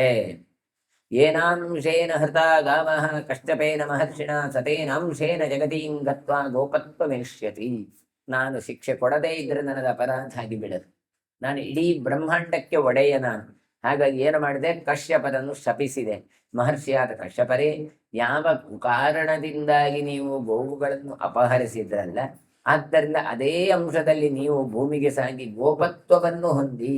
ಅಂದ್ರೆ ಗೋಪತ್ವಮೇಷ್ಯತಿ, ದನ ಕಾಯುವವರ ವಂಶದಲ್ಲಿ ಹುಟ್ಟಿ ನೀವು ದನ ಮೇಯಿಸುವವರಾಗಿ ಅಂತ ಹೇಳ್ತಾರೆ. ಯಾಚತಾಹ ಯಾಚಸಾ ಸುರಭಿರ್ನಾಮ ಯಾದಿತಿಶ್ಚ ಸುರಾರಣಿ ತೇ ಅಷ್ಟ್ಯುಭೇ ತಸ್ಯ ವೈ ಭಾರ್ಯೇ ಸಹತೇನೈವ ವೀರ್ಯತಃ. ಹಾಗಾಗಿಯೇ ಸುರಭಿ ಮತ್ತೆ ಅದಿತಿ ಅಂತ ಪ್ರಸಿದ್ಧರಾದ ದೇವತೆಗಳ ತಾಯಂದಿರು ಇವರ ಜೊತೆಗೆ ಪತ್ನಿಯರ ಸಹಿತವಾದಂತ ನೀನು ಭೂಮಿಗೆ ಬರುವಂತಾಗಲಿ ಅಂತ. ನೋಡಿ, ನೀನು ಇದನ್ನು ಬರಲಿಕ್ಕೆ ಕಾರಣ ಏನು? ಗೋವುಗಳನ್ನು ಕೊಡದಿರಲಿಕ್ಕೆ ನಿನ್ನ ಪತ್ನಿಯ ಮಾತುಗಳಿಗೆ, ಸುರಭಿ ಮತ್ತೆ ಅದಿತಿಯ ಮಾತನ್ನು ಕೇಳಿ. ಹಾಗಾಗಿ ಅವರು ಭೂಮಿಗೆ ಬರಲಿ, ಹಾಗಾಗಿ ಅವರೂ ಕೂಡ ಮನುಷ್ಯರಾಗಿ ಬರಲಿ, ನೀನು ಮನುಷ್ಯನಾಗಿ ಬಾ ಅಂತ ಶಾಪ ಕೊಟ್ಟರು. ತಾಭ್ಯಾಂ ತ್ಯತ ಸಹ ಗೋಪತ್ವೇ ಕಶ್ಯಪೋ ಭುವಿರಂಸ್ಯತೆ ಸತಸ್ಯ ಕಶ್ಯಪಸ್ಯಾಂಶಃ ತೇಜಸ ಕಶ್ಯಪೋಪಮಃ ವಸುದೇವ ಇತಿ ಖ್ಯಾತೋ ಗೋಷು ತಿಷ್ಠತಿ ಭೂತಲೆ ಗಿರಿರ್ಗೋವರ್ಧನೋ ನಾಮ ಮಥುರಾಯಾಸ್ತದೂರತಃ ತತ್ರಾಸೌ ಗೋಷು ನಿರತಃ ಕಂಸಸ್ಯ ಕರದಾಯಕಃ ತಸ್ಯ ಭಾಗ್ಯದ್ವಯಂ ಜಾತಂ ಅದಿತಿ ಸುರಭಿಶ್ಚ್ಯತೆ. ಹಾಗಾಗಿ ಆ ಸುರಭಿ ಮತ್ತೆ ಅದಿತಿಯಿಂದ ಕೂಡಿಕೊಂಡಂತಹ ಗೋಪನಾಗಿ ಕಶ್ಯಪರು ಭೂಮಿಯಲ್ಲಿ ಹುಟ್ಟುತ್ತಾರೆ. ಅವರು ಭೂಮಿಯಲ್ಲಿ ಹುಟ್ಟಿ ಸಂತೋಷವನ್ನು ಕೊಡ್ತಾರೆ. ಹಾಗಾಗಿ ಕಶ್ಯಪನ ಅಂಶವಾದ ಅವನಾದ್ರೂ ಕೂಡ ಹೇಗಿದ್ದಾನೆ? ಯಾರು? ವಸುದೇವ. ಅವನು ಕಶ್ಯಪರಂತೆ ಮಹಾಜ್ಞಾನಿಯಾಗಿದ್ದಾನೆ. ಅವನು ವಸುದೇವ ಅಂತ ಪ್ರಸಿದ್ಧಿಯನ್ನು ಪಡೆದು ಗೋವುಗಳ ನಡುವೆ ತಾನು ಭೂಮಿಯಲ್ಲಿ ವಾಸ ಮಾಡ್ತಾನೆ. ಮಥುರವೇ ಹತ್ತಿರದಲ್ಲಿ ಒಂದು ಗೋವರ್ಧನ ಅಂತ ಬೆಟ್ಟ. ಆ ಗೋವರ್ಧನದ ಬುಟದಲ್ಲಿ ತಪ್ಪಲಿನಲ್ಲಿ ಆತ ವಾಸ ಮಾಡ್ತಾನೆ. ಹಾಗಾಗಿ ಕಂಸನಿಗೆ ಕಷ್ಟವನ್ನು ನೀಡುವ ಗೋವುಗಳ ಸೇವೆಯಲ್ಲಿ ನಿರತರಾದಂಥ ಕಶ್ಯಪರು ವಾಸ ಮಾಡ್ತಾರೆ. ಅವರಿಗೆ 2 ಪತ್ನಿಯರು, ಅದಿತಿ ಮತ್ತೆ ಸುರಭಿ ಅಂತ. ಅವರೇ ದೇವಕಿ ಮತ್ತೆ ಯಶೋಧ ಅಂತ. ಇದಿಷ್ಟನ್ನು ಕೂಡ ಬ್ರಹ್ಮದೇವರು ನಿಶ್ಚಯ ಮಾಡಿ ಕಳಿಸ್ತಾ ಇದ್ದಾರೆ. ಗಿರಿಯರ್ ಗೋವರ್ಧನೋ ನಾಮ. ಹಾಗಾದ್ರೆ ಇಂಥ ಜಾಗದಲ್ಲಿ ಹುಟ್ಟಬೇಕು, ಇಂಥ ಮತ್ತು ಒಟ್ಟಿಗೆ ಮನೆ ಮಾಡಬೇಕು, ಇಂಥದ್ದನ್ನೇ ದಾನ ಕೊಡಬೇಕು. ಇದೆಲ್ಲವೂ ಕೂಡ ಪೂರ್ವ ನಿಶ್ಚಿತ. ದೇವಕಿ ರೋಹಿಣಿ ಚೇಮಿ ವಸುದೇವಸ್ಯ ಧೀಮಃ ತತ್ರಾವತಾರ ಲೋಕಾನಾಂ ಭವಾಯ ಮಧುಸೂದನ. ಕಶ್ಯಪರ ಅವತಾರ ಯಾರು ಕೇಳಿದರೆ ಅವರು ವಸುದೇವ ಅಂತ. ಅದಿತಿ ಸುರಭಿಯರು ಅವತಾರವಾಗಿ ಬಂದದ್ದು ದೇವಕಿ ಮತ್ತೆ ರೋಹಿಣಿಯಾಗಿ. ಹಾಗಾಗಿ ಇವರು ಇರುವ ಸ್ಥಳವೇ ಅದು ಲೋಕದ ಕ್ಷೇಮಕ್ಕಾಗಿ ಇರುವಂಥದ್ದು. ಅಲ್ಲಿ ನೀನೇನು ಮಾಡು, ಕೃಷ್ಣ ಅವತಾರವನ್ನು ಮಾಡು. ಯಯಾಶೀರ್ವಚನೈ ಸ್ತುತ್ಯೈ ವರ್ಧಯಂತಿ ದಿವೌಕಸಃ ಆತ್ಮನಾ ಹಿ ತ್ವಂ ಅವತಾರ್ಯ ಮಹೀತಲೆ. ಆಮೇಲೆ ಹೇಳ್ತಾರೆ, ದೇವತೆಗಳೆಲ್ಲರೂ ಕೂಡ ಜಯಘೋಷವನ್ನು ಮಾಡಿದಾಗ, ದೇವತೆಗಳ ಪ್ರಾರ್ಥನೆ ಮಾಡಿದಾಗ ಅಚನ ವಚನಗಳಿಂದೆಲ್ಲ ನಿನ್ನನ್ನು ಮೆರೆಸ್ತಾರೆ, ನಿನ್ನ ಹೊಗಳುತ್ತಾರೆ. ಆದ್ದರಿಂದ ಸ್ವತಂತ್ರನಾದ ನೀನು ಸ್ವೇಚ್ಛೆಯಿಂದ ಭೂಮಿಯಲ್ಲಿ ಅವತರಿಸು ಅಂತ ಹೇಳ್ತಾರೆ. ಅಂದ್ರೆ ಇಲ್ಲಿ ಕೂಡ ಚತುರ್ಮುಖ ಬ್ರಹ್ಮ ಹೇಳಿದ, ಅವನ ಹತ್ರ ಕೇಳಿದ, ಹೌದು ನಾನು ಏನ್ ಮಾಡ್ಬೇಕು, ಏನೆಲ್ಲ ವ್ಯವಸ್ಥೆ ಅಂತ. ನೀವು ಇಲ್ಲಿ ಬರಬೇಕು, ಇಲ್ಲಿ ಬರಬೇಕು, ಇಂಥದಲ್ಲಿ ಹುಟ್ಟಬೇಕು, ಹೀಗೆ ಮಾಡಬೇಕು ಅಂತ. ಅವರು ಹೇಳಿದಾಗ ಇವರು, ನಾವೇನು ಹೇಳ್ತೇವೆ ಆಗ? ಇವರು ಹೇಳಿದಾಗ ಅವರು ಇಲ್ಲ, ಅವರು ಹೇಳಿದಾಗೆ ಇವರು ಕೇಳೋದು. ಮೋದಿ ಅವರು ಬಂದ್ರೆ SPG ಅವರು ಹೇಳಿದಾಗೆ ಮೋದಿ ಕೇಳಬೇಕು, ಅವ್ರು ಹೇಳಿದ್ರೆ ಹೇಳ್ಬೇಕು, ಹೋದ್ರೆ ಹೋಗ್ಬೇಕು ಅಂತ. ಕೊನೆಗೆ ನಮ್ಗೆ ಏನ್ ತಲೆಗೆ ಬರುತ್ತೆ ಹೇಳಿದ್ರೆ, ಅವ್ರಿಗಿಂತ ಇವರು ದೊಡ್ಡ ಜನ ಅಂತ ಬರುತ್ತೆ. ಅಲ್ಲ, ಅವ್ರನ್ನ ಇಟ್ಟದ್ದು ಯಾರು? ಇವರೇ ಇಟ್ಟದ್ದು. ಹಾಗಾದ್ರೆ ಪ್ರಧಾನಮಂತ್ರಿಗಳೇ ಇಟ್ಟದ್ದು, ಅವ್ರು ಹೇಳಿದಾಗ ಇವರು ಕೇಳ್ತಾರೆ ಅಂತ ಕೇಳಿದ್ರೆ, ಹಾಗೆ ಇಲ್ಲಿ ಕೂಡ ನಾನೇನೋ ಹೇಳಿದೆ ಹೀಗೆ ಅಂತ. ಇಲ್ಲಪ್ಪ, ನಾನು ಹೇಳಿದಕ್ಕೆ ನೀನು ಅವತಾರ ಮಾಡ್ತಾ ಇರೋದಲ್ಲ. ಮತ್ತೇನು? ನೀನು ಸ್ವೇಚ್ಛೆಯ ನಿನ್ನ ಇಚ್ಛೆಯಿಂದಲೇ ನೀನು ಅವತಾರವನ್ನು ಮಾಡ್ತಾ ಇದ್ದಿ. ಆದ್ರೆ ನಾನು ಹೇಳಿ ನೀನು ಅವತಾರ ಮಾಡಿದ್ದು ಅಂತ ಹೇಳುವ ಕ್ರೆಡಿಟ್ ಉಂಟಲ್ಲ, ಅದು ನನಗೆ ಬರುವ ಹಾಗೆ ಮಾಡ್ತಾ ಇದ್ದಿ ಅಂತ ಚತುರ್ಮುಖ ಬ್ರಹ್ಮದೇವರು ಹೇಳ್ತಾ ಇದ್ದಾರೆ. ನೋಡಿ, ಆತ್ಮನಾಹಿತ್ವಂ ಅವತಾರ್ಯ ಮಹೀತಲೆ. ನಿನಗೋಸ್ಕರ ನೀನು ಎಲ್ಲ ಬೇಕಾದ್ರೂ ನೀನು ಮಾಡ್ತೀಯಪ್ಪ, ಆದರೆ ನನಗೆ ಅನುಗ್ರಹ ಮಾಡುವುದಕ್ಕೋಸ್ಕರ ನೀನು ಅವತಾರ ಮಾಡು. ದೇವಕೀಂ ರೋಹಿಣೀಂ ಜೈವ ಗರ್ಭಾಭ್ಯಾಂ ಪರಿತೋಷಯ ಗೋಪಕನ್ಯಾ ಸಹಸ್ರಾಣಿ ರಮಯಾಮಿಶ್ಚರ ಮೇದಿನಿ. ದೇವಕಿ ರೋಹಿಣಿಯರು ಅವರನ್ನು ನೀನು ಗರ್ಭವನ್ನು ಸೇರಿ ಸಂತೋಷ ಪಡಿಸು. ಅಂದ್ರೆ ಏನಿದೆ, ರೋಹಿಣಿ ಮತ್ತೆ ದೇವಕಿಯ ಗರ್ಭವನ್ನು ನೀನು ಪ್ರವೇಶ ಮಾಡಬೇಕು. ಪ್ರವೇಶ ಮಾಡಿ ಅವರಿಗೆ ಆನಂದವನ್ನು ಮಾಡಬೇಕು. ಅಷ್ಟು ಮಾತ್ರ ಅಲ್ಲ, ಸಹಸ್ರ ಗೋಪಕನ್ಯೆಯರ ಜೊತೆ ನೀನು ರಮಣ ಮಾಡ್ತಾ ಆನಂದವನ್ನು, ರಾಸಕ್ರೀಡೆಯನ್ನು ಮಾಡ್ತಾ ಭೂಮಿಯನ್ನು ಚೆನ್ನಾಗಿ ನೀನು ಪರಿಪಾಲಿಸುವಂತ ಚತುರ್ಮುಖ ಬ್ರಹ್ಮ ಮಹಾವಿಷ್ಣು ಮಾತ್ರ ಪ್ರಾರ್ಥಿಸ್ತಾ ಇದ್ದಾನೆ. ತತ್ರತ್ವಂ ಬಾಲಕೋ ಭೂತ್ವ ಗೋಪಾಲಕೃತ ಲಕ್ಷಣ ವರ್ಧಯಸ್ವ ಮಹಾಬಾಹೋ ಪುರ ತ್ರೈವಿಕ್ರಮೇ ಯಥ ಛಾದಯಿತ್ವಾತ್ಮನಾತ್ಮಾನಂ ರಮಯಂಶ್ಚರ ಮೇದಿನೀಂ. ಬಾಲಕನಾಗಿ ನೀನು ಬರಬೇಕು ಕೃಷ್ಣ. ಅದು ಹೇಗೆ? ಗೋಪಾಲಕನಾಗಿ ಬರಬೇಕು. ಬರುವಾಗಲೂ ಹಾಗೆ ಗೋಪಾಲಕನ ಚಿಹ್ನೆ ಉಂಟಲ್ಲ, ಅದನ್ನು ಧರಿಸಿಕೊಂಡು ಬರಬೇಕು. ಹಾಗಾಗಿ ಕೃಷ್ಣ ಬರಬೇಕಾದ್ರೆ ತಲೆಗೆ ಮುಂಡಾಸ ಕಟ್ಟಿಕೊಂಡು ಗೋವುಗಳನ್ನು ಹಾಗೆ ಮಾಡಿಕೊಂಡು ಅದಕ್ಕೆ ನವಿಲು ಗರಿಯನ್ನೆಲ್ಲ ಸಿಕ್ಕಿಕೊಂಡು, ಅದೆಲ್ಲ ಯಾಕೆ ಸಿಕ್ಕಿಸಿಕೊಂಡದ್ದು ಹೇಳಿದ್ರಿ? ಕಾಡಿನಲ್ಲಿರುವಾಗ ಅಂಥದ್ದನ್ನೇ ಸಿಕ್ಕಿಸಿಕೊಂಡು ಆನಂದವನ್ನು ಪಡ್ತಾರೆ. ಹಳ್ಳಿಯಲ್ಲಿ ಇದ್ದವರು ಅಂತ ಕೇಳಿದ್ರೆ ತೋಟದಲ್ಲಿ ಬರುವ ಕೇಪಳ ಹೂ ಆಗತ್ತೆ, ತಲೆಗೆ ಮುಡಿದುಕೊಳ್ಳುತ್ತಾರೆ. ಪೇಟೆಯವರಾದ್ರೆ ಗುಲಾಬಿ ಬೇಕು, ಮಲ್ಲಿಗೆ ಬೇಕು ಅಂತ. ಅಂಗಡಿಯಲ್ಲಿ ಸಿಗ್ತದೆ, ಹೌದು. ಮನೆಯಲ್ಲಿ ನಿತ್ಯ ಎಲ್ಲಿ ಸಿಗ್ತದೆ? ಸಿಕ್ಕಿದ್ದನ್ನೇ ತಲೆಗೆ ಮುಡಿದುಕೊಳ್ಳುವಂಥದ್ದು. ಹೀಗೆ ಆಯಾಯ ಊರಿನಲ್ಲಿ ಆಯಾಯ ಹೂಗಳನ್ನು ದಾಸವಾಳವೂ ಆಗತ್ತೆ ನೋಡಿ. ಆದ್ರೆ ಪೇಟೆಯವರು ಮುಡ್ಚಿಕೊಳ್ಳಿ ನೋಡ, ಅದೆಲ್ಲ ಬೇಡ ಅಂತ ಹೇಳ್ತಾರೆ. ಹೀಗೆ ಗೋಪಾಲಕರಾಗಿ ಹುಟ್ಟಿಕೊಂಡ ಕೃಷ್ಣ ಗೋಪಾಲಕರ ವೇಷಗಳನ್ನು ಧಾರಣೆ ಮಾಡ್ತಾ ಇದ್ದ. ಹಾಗಾಗಿ ನೀನು ಆ ರೀತಿಯಾಗಿ ಬರಬೇಕು.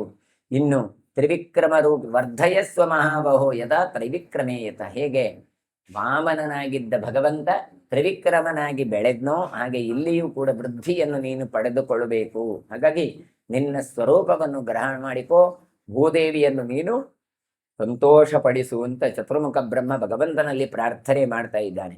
ಗಾಶ್ಚ್ಯತೆ ರಕ್ಷತೋ ವಿಷ್ಣೋ ವನಾನಿ ಪರಿಧಾವತಃ ವನಮಾಲಾ ಪರಿಕ್ಷಿಪ್ತಂ ಧನ್ಯಾಸ್ ದಕ್ಷ್ಯಂತಿ ತೇ ವಪುಃ. ಕಾಡು ಮೇಡುಗಳನ್ನು ಸಂಚರಿಸುವ ಮಹಾವಿಷ್ಣುವೇ, ನೀನು ಗೋವುಗಳನ್ನು ರಕ್ಷಿಸು. ಹಾಗಾಗಿ ಗೋಪಾಲಕನಾಗಿ ನೀನು ಬರಬೇಕು. ಹಾಗಾಗಿ ಹೇಳ್ತಾರೆ ಇನ್ನೇನು, ವನಮಾಲಾ ಪರಿಕ್ಷಿಪ್ತಂ.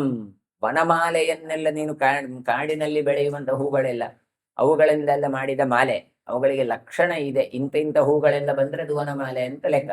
ಅಂತಹ ಮಾಲೆಗಳಿಂದ ಅಲಂಕೃತವಾದ ನಿನ್ನ ದೇಹದ ಕಾಂತಿಯನ್ನು ನೋಡಿ ಯಾರೆಲ್ಲ ಧನ್ಯರು ಅಂತ ಇದ್ದಾರೋ, ಯಾರೆಲ್ಲ ಸಾಧಕರಿದ್ದಾರೋ ಅವರು ಧನ್ಯರು ಅಂತ ಭಾವಿಸಿಕೊಳ್ಬೇಕು. ವನಮಾಲಾ ಪರಿಕ್ಷಿಪ್ತಂ ಧನ್ಯ ದ್ರಕ್ಷ್ಯಂತಿ ತೇವವು. ನಿನ್ನ ಶರೀರವನ್ನು ನೋಡುವವರಾಗ್ಲಿ.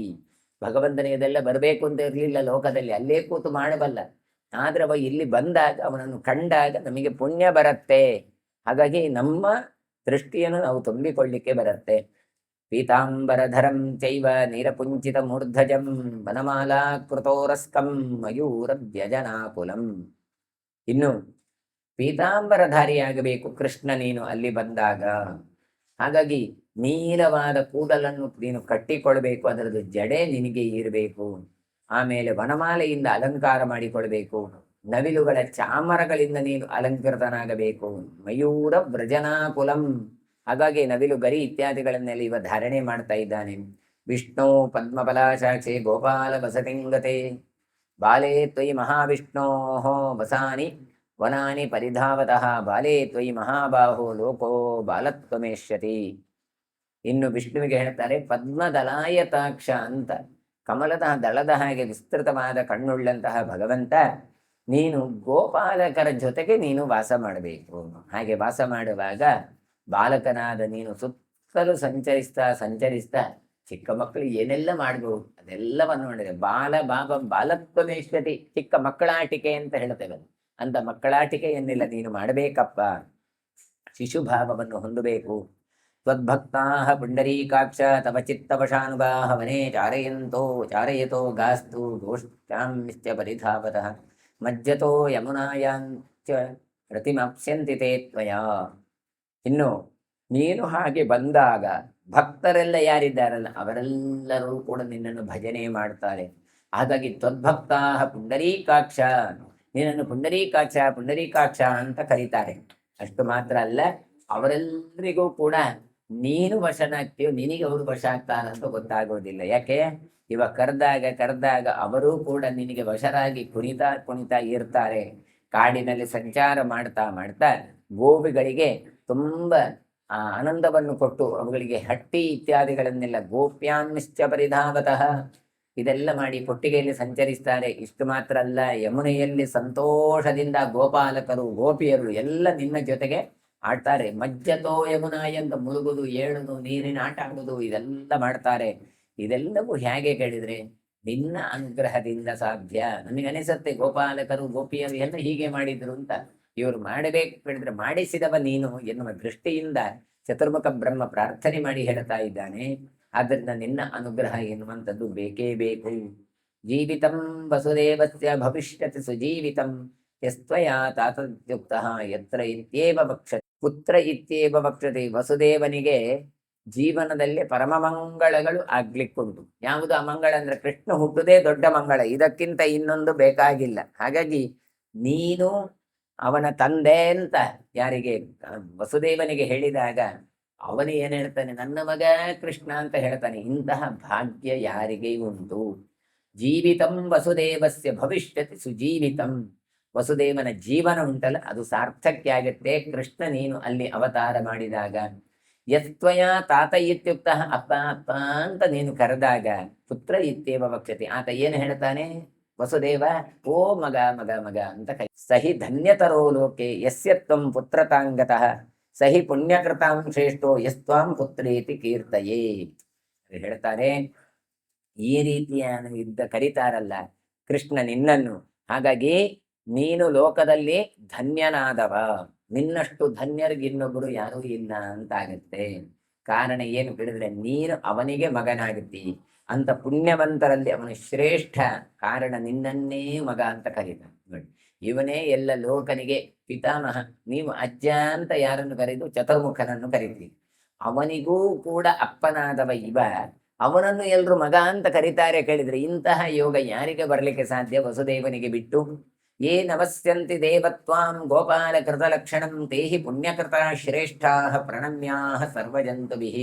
ಹಾಗಾಗಿ ಗೋಪಾಲ ವೇಷಧಾರಿಯಾದ ನಿನ್ಗೆ ನಿನ್ನನ್ನು ದೇವತೆಗಳದ್ದು ಬಂದು ನಮಸ್ಕಾರ ಮಾಡ್ತಾರೆ. ನೋಡ್ಲಿಕ್ಕೆ ನೀನು ಚಿಕ್ಕ ಮಗು ಬಾಲಕೃಷ್ಣ, ಆದರೆ ದೇವಾದಿ ದೇವತೆಗಳು ಬಂದು ನಿನಗೆ ನಮಸ್ಕಾರ ಮಾಡ್ತಾರೆ. ಹಾಗಾಗಿ ಯಾರೆಲ್ಲ ನಮಸ್ಕಾರ ಮಾಡ್ತಾರೆ ಅವರೆಲ್ಲರೂ ಕೂಡ ಪುಣ್ಯ ಮಾಡಿದವರಲ್ಲಿಯೂ ಶ್ರೇಷ್ಠರು ನೋಡಿ. ತೇಹಿ ಪುಣ್ಯಕೃತ ಶ್ರೇಷ್ಠಾ ಪ್ರಣಮ್ಯಾ ಸರ್ವಜಂತುಭಿಃ. ಎಲ್ಲ ಜಂತುಗಳಿಂದಲೂ ಕೂಡ ಅವರು ಶ್ರೇಷ್ಠರು, ನಮಸ್ಕಾರಕ್ಕೆ ಯೋಗ್ಯರು. ಇಲ್ಲಿ ಏನ್ ಹೇಳ್ತಾರೆ, ಕೃಷ್ಣನಿಗೆ ನಮಸ್ಕಾರ ಮಾಡಿದ ಮೇಲೆ ಇವರು ದೊಡ್ಡ ಜನ ಆಗುದಲ್ಲ. ಇವರು ಕೃಷ್ಣನಿಗೆ ನಮಸ್ಕಾರ ಮಾಡ್ತಾರೆ ಅಂತ ಆದ್ರೆ ಇವರು ದೊಡ್ಡ ಜನ ಅಂತ ಹೇಳ್ತಾ ಇದ್ರು. ಅಂತಹ ಪುಣ್ಯ, ದೊಡ್ಡ ಜನ ಅಂದ್ರೆ ಪುಣ್ಯವುಳ್ಳವರು. ಯಾರು ಪುಣ್ಯ ಉಂಟೋ ಅವರು ಮಾತ್ರ ಕೃಷ್ಣ ದರ್ಶನ ಮಾಡಬಲ್ಲರು. ಇವತ್ತು ನಾವು ಎಷ್ಟೋ ಸಲ ನೋಡ್ತೇವೆ ಕೃಷ್ಣನನ್ನು ನೋಡಬೇಕು ಅಂತ, ಮತ್ತೆ ಕೃಷ್ಣ ಕಾಣುವುದಿಲ್ಲ. ಮತ್ತೆ ಏನ್ ಕಾಣ್ತಾನೆ? ಕನಕ ಕಾಣ್ತಾನೆ, ಬಂಗಾರ ಕಾಣುತ್ತೆ, ದೇವರ ಅಲಂಕಾರ ಕಾಣುತ್ತೆ, ಸರ, ಹೂವು, ಮಾಲೆ, ಅದೇನು ಇಲಿ ಹೆಗ್ಗಣ ಅಲ್ಲಿ ಓಡಾಡಿದ್ರೆ ಅದೆಲ್ಲ ಕಾಣುತ್ತೆ. ಕೃಷ್ಣ ಒಬ್ಬ ಕಾಣೋದು, ಮತ್ತೆಲ್ಲವೂ ಕಾಣುತ್ತಾನೆ. ಆದರೆ ಭಗವಂತ ಕಾಣಬೇಕು ಕೇಳಿದ್ರೆ ದೊಡ್ಡ ಪುಣ್ಯ ಬೇಕು. ಹಾಗಾದ್ರೆ ಭಗವಂತನನ್ನು ಕಾಣಬೇಕಾದ್ರೆ ತುಂಬಾ ಪುಣ್ಯ ಬೇಕು. ಅಂತಹ ಕೃಷ್ಣ ಭಕ್ತರಿಗೆ ನಮಸ್ಕಾರ ಯೋಗ್ಯರು ಅಂತ ಹೇಳ್ತಾರೆ.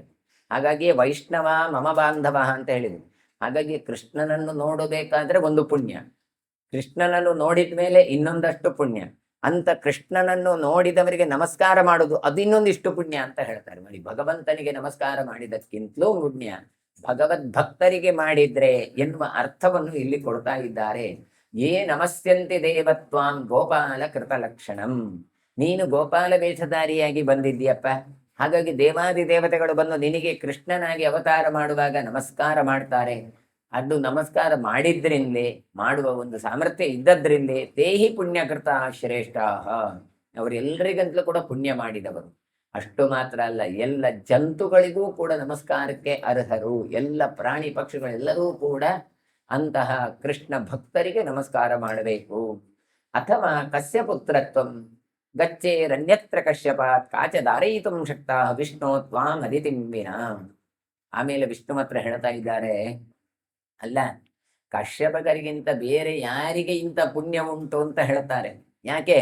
ಇಡೀ ಜಗತ್ತಿನ ಅಪ್ಪನಾದ ತಿಮ್ಮಪ್ಪ ಭಗವಂತನೇ ಮಗನಾಗಿ ಬರ್ತಾನೆ ಅಂತ ಹೇಳಿದ್ರೆ ಇದಕ್ಕಿಂತ ದೊಡ್ಡ ಪುಣ್ಯ ಯಾವುದು ಉಂಟು?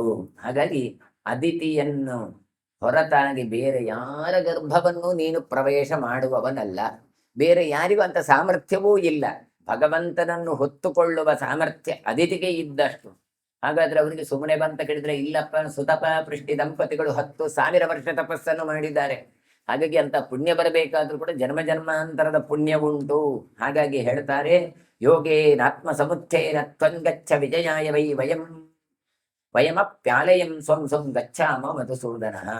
ಹಾಗಾಗಿ ಜಗತ್ತಿನ ವಿಜಯಕ್ಕೋಸ್ಕರ ಯೋಗ ಐಶ್ವರ್ಯವನ್ನು ಶಕ್ತಿ ಪಡೆದು ನೀನು ಮತ್ತೆ ಭೂಮಿಗೆ ಇಳಿದು ಬಾ. ಈ ವೈಕುಂಠದಲ್ಲಿ ಮಾತ್ರ ಇರೋದಲ್ಲ.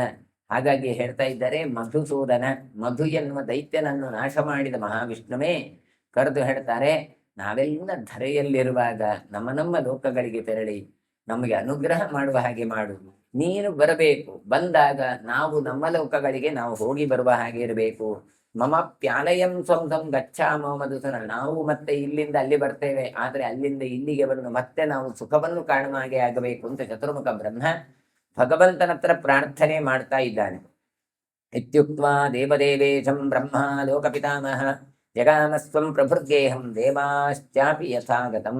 ಈ ರೀತಿಯಾಗಿ ದೇವದೇವನಾದ ಭಗವಂತನನ್ನು ಲೋಕಪಿತಾಮಹನೆನಿಸಿದ, ಲೋಕಕ್ಕೆ ಅಜ್ಜನೆನಿಸಿದ ಚತುರ್ಮುಖ ಇದ್ದಾನಲ್ಲ, ಆತ ಸ್ತೋತ್ರ ಮಾಡಿ, ಭಗವಂತನನ್ನು ಸ್ತೋತ್ರ ಮಾಡಿ ತನ್ನ ಮನೆಗೆ ನಡೆದಂತೆ.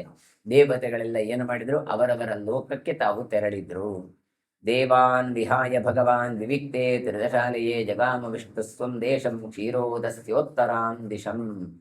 ಇವರೆಲ್ಲ ದೇವತೆಗಳು ಅವರವರ ಆ ಸ್ಥಾನಕ್ಕೆ ಅವರು ತೆರಳಿದಾಗ ಅವನು ಭಗವಂತ ಏನು ಮಾಡ್ತಾನೆ ಹೇಳಿದ್ರೆ, ತನ್ನ ದೇಶವಾದ ತನ್ನ ಪ್ರದೇಶವಾದ ಕ್ಷೀರಸಾಗರದ ಕಡೆಗೆ ತಾನು ತೆರಳಿದ. ಉತ್ತರ ದಿಕ್ಕಿನಲ್ಲಿರುವ ಕ್ಷೀರ ಸಮುದ್ರ ಅಲ್ಲಿಗೆ ತೆರಳಿದ. ಅಂದ್ರೆ ಇವರೆಲ್ಲ ಸಭೆ ಮಾಡ್ಲಿಕ್ಕೋಸ್ಕರ ಮೇರು ಪರ್ವತಕ್ಕೆ ಬಂದಿದ್ದಾರೆ.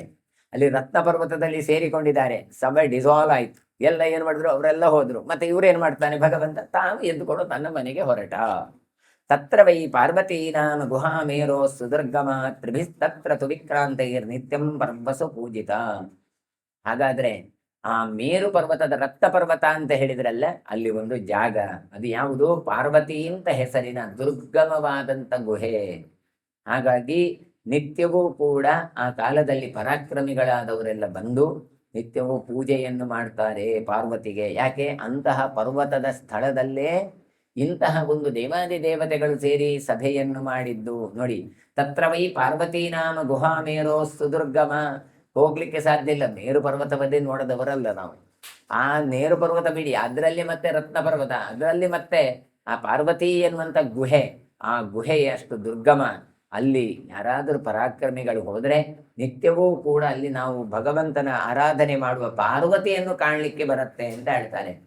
ನಿತ್ಯಂ ಪರ್ವಸು ಪೂಜಿತ. ಪ್ರತಿ ಪರ್ವಗಳಲ್ಲಿಯೂ ಪಾರ್ವತಿ ತೆರಳಿ ತಾನು ಪೂಜೆ ಮಾಡ್ತಾಳೆ. ಯಾಕೆ, ಪರ್ವತರಾಜನ ಮಗಳಲ್ವ ಅವಳು. ಹಾಗಾಗಿ ಅಲ್ಲಿ ತೆರಳಿ ಭಗವಂತನನ್ನು, ಅಂದ್ರೆ ಭಗವಂತ ಬಂದು ಸಭೆಯನ್ನು ಮಾಡಿದ ಜಾಗವು ಅತ್ಯಂತ ದೊಡ್ಡ ಕ್ಷೇತ್ರ ಅಂತ ತೋರಿಸಿಕೊಡ್ತಾ ಇದ್ದಾರೆ. ಪುರಾಣಂ ತತ್ರ ವಿನ್ಯಸ್ಯ ದೇಹಂ ಹರಿರುದಾರಧೀ ಆತ್ಮಾನಂ ಯೋಜಯಾಮಾಸ ವಸುದೇವ ಗೃಹೇ ಪ್ರಭು. ಹಾಗಾಗಿ ಭಗವಂತ ಏನು ಮಾಡ್ತಾನೆ, ತಾನು ಒಂದು ರೂಪವನ್ನು ತನ್ನ ಮೂಲ ರೂಪದಲ್ಲಿ ಇಟ್ಟು ಇನ್ನೊಂದು ರೂಪವನ್ನು ವಸುದೇವನ ಮನೆಯಲ್ಲಿ ಇಟ್ಟು ತಾನು ಅವತಾರವನ್ನು ಮಾಡಿದವ. ಹಾಗಾಗಿ ಅದು ಕೂಡ ಅತ್ಯಂತ ಪವಿತ್ರವಾದಂತಹ ಕ್ಷೇತ್ರ ಅಂತ ಕೊಡ್ತಾ ಇದ್ದಾರೆ. ವೈಶಂಪಾಯನರು ಹೇಳ್ತಾರೆ ಮುಂದುವರಿಸಿ, ಜ್ಞಾತ್ವಾ ವಿಷ್ಣುಂ ಕ್ಷಿತಿಗತಂ ಭಾಗಾಂಶ್ಚ ತರ್ದಿಮೌಕಸಾಂ ವಿನಾಶ ಸಂಸೀ ಕಂಸಸ್ಯ ನಾರದೋ ಮಥುರಾ.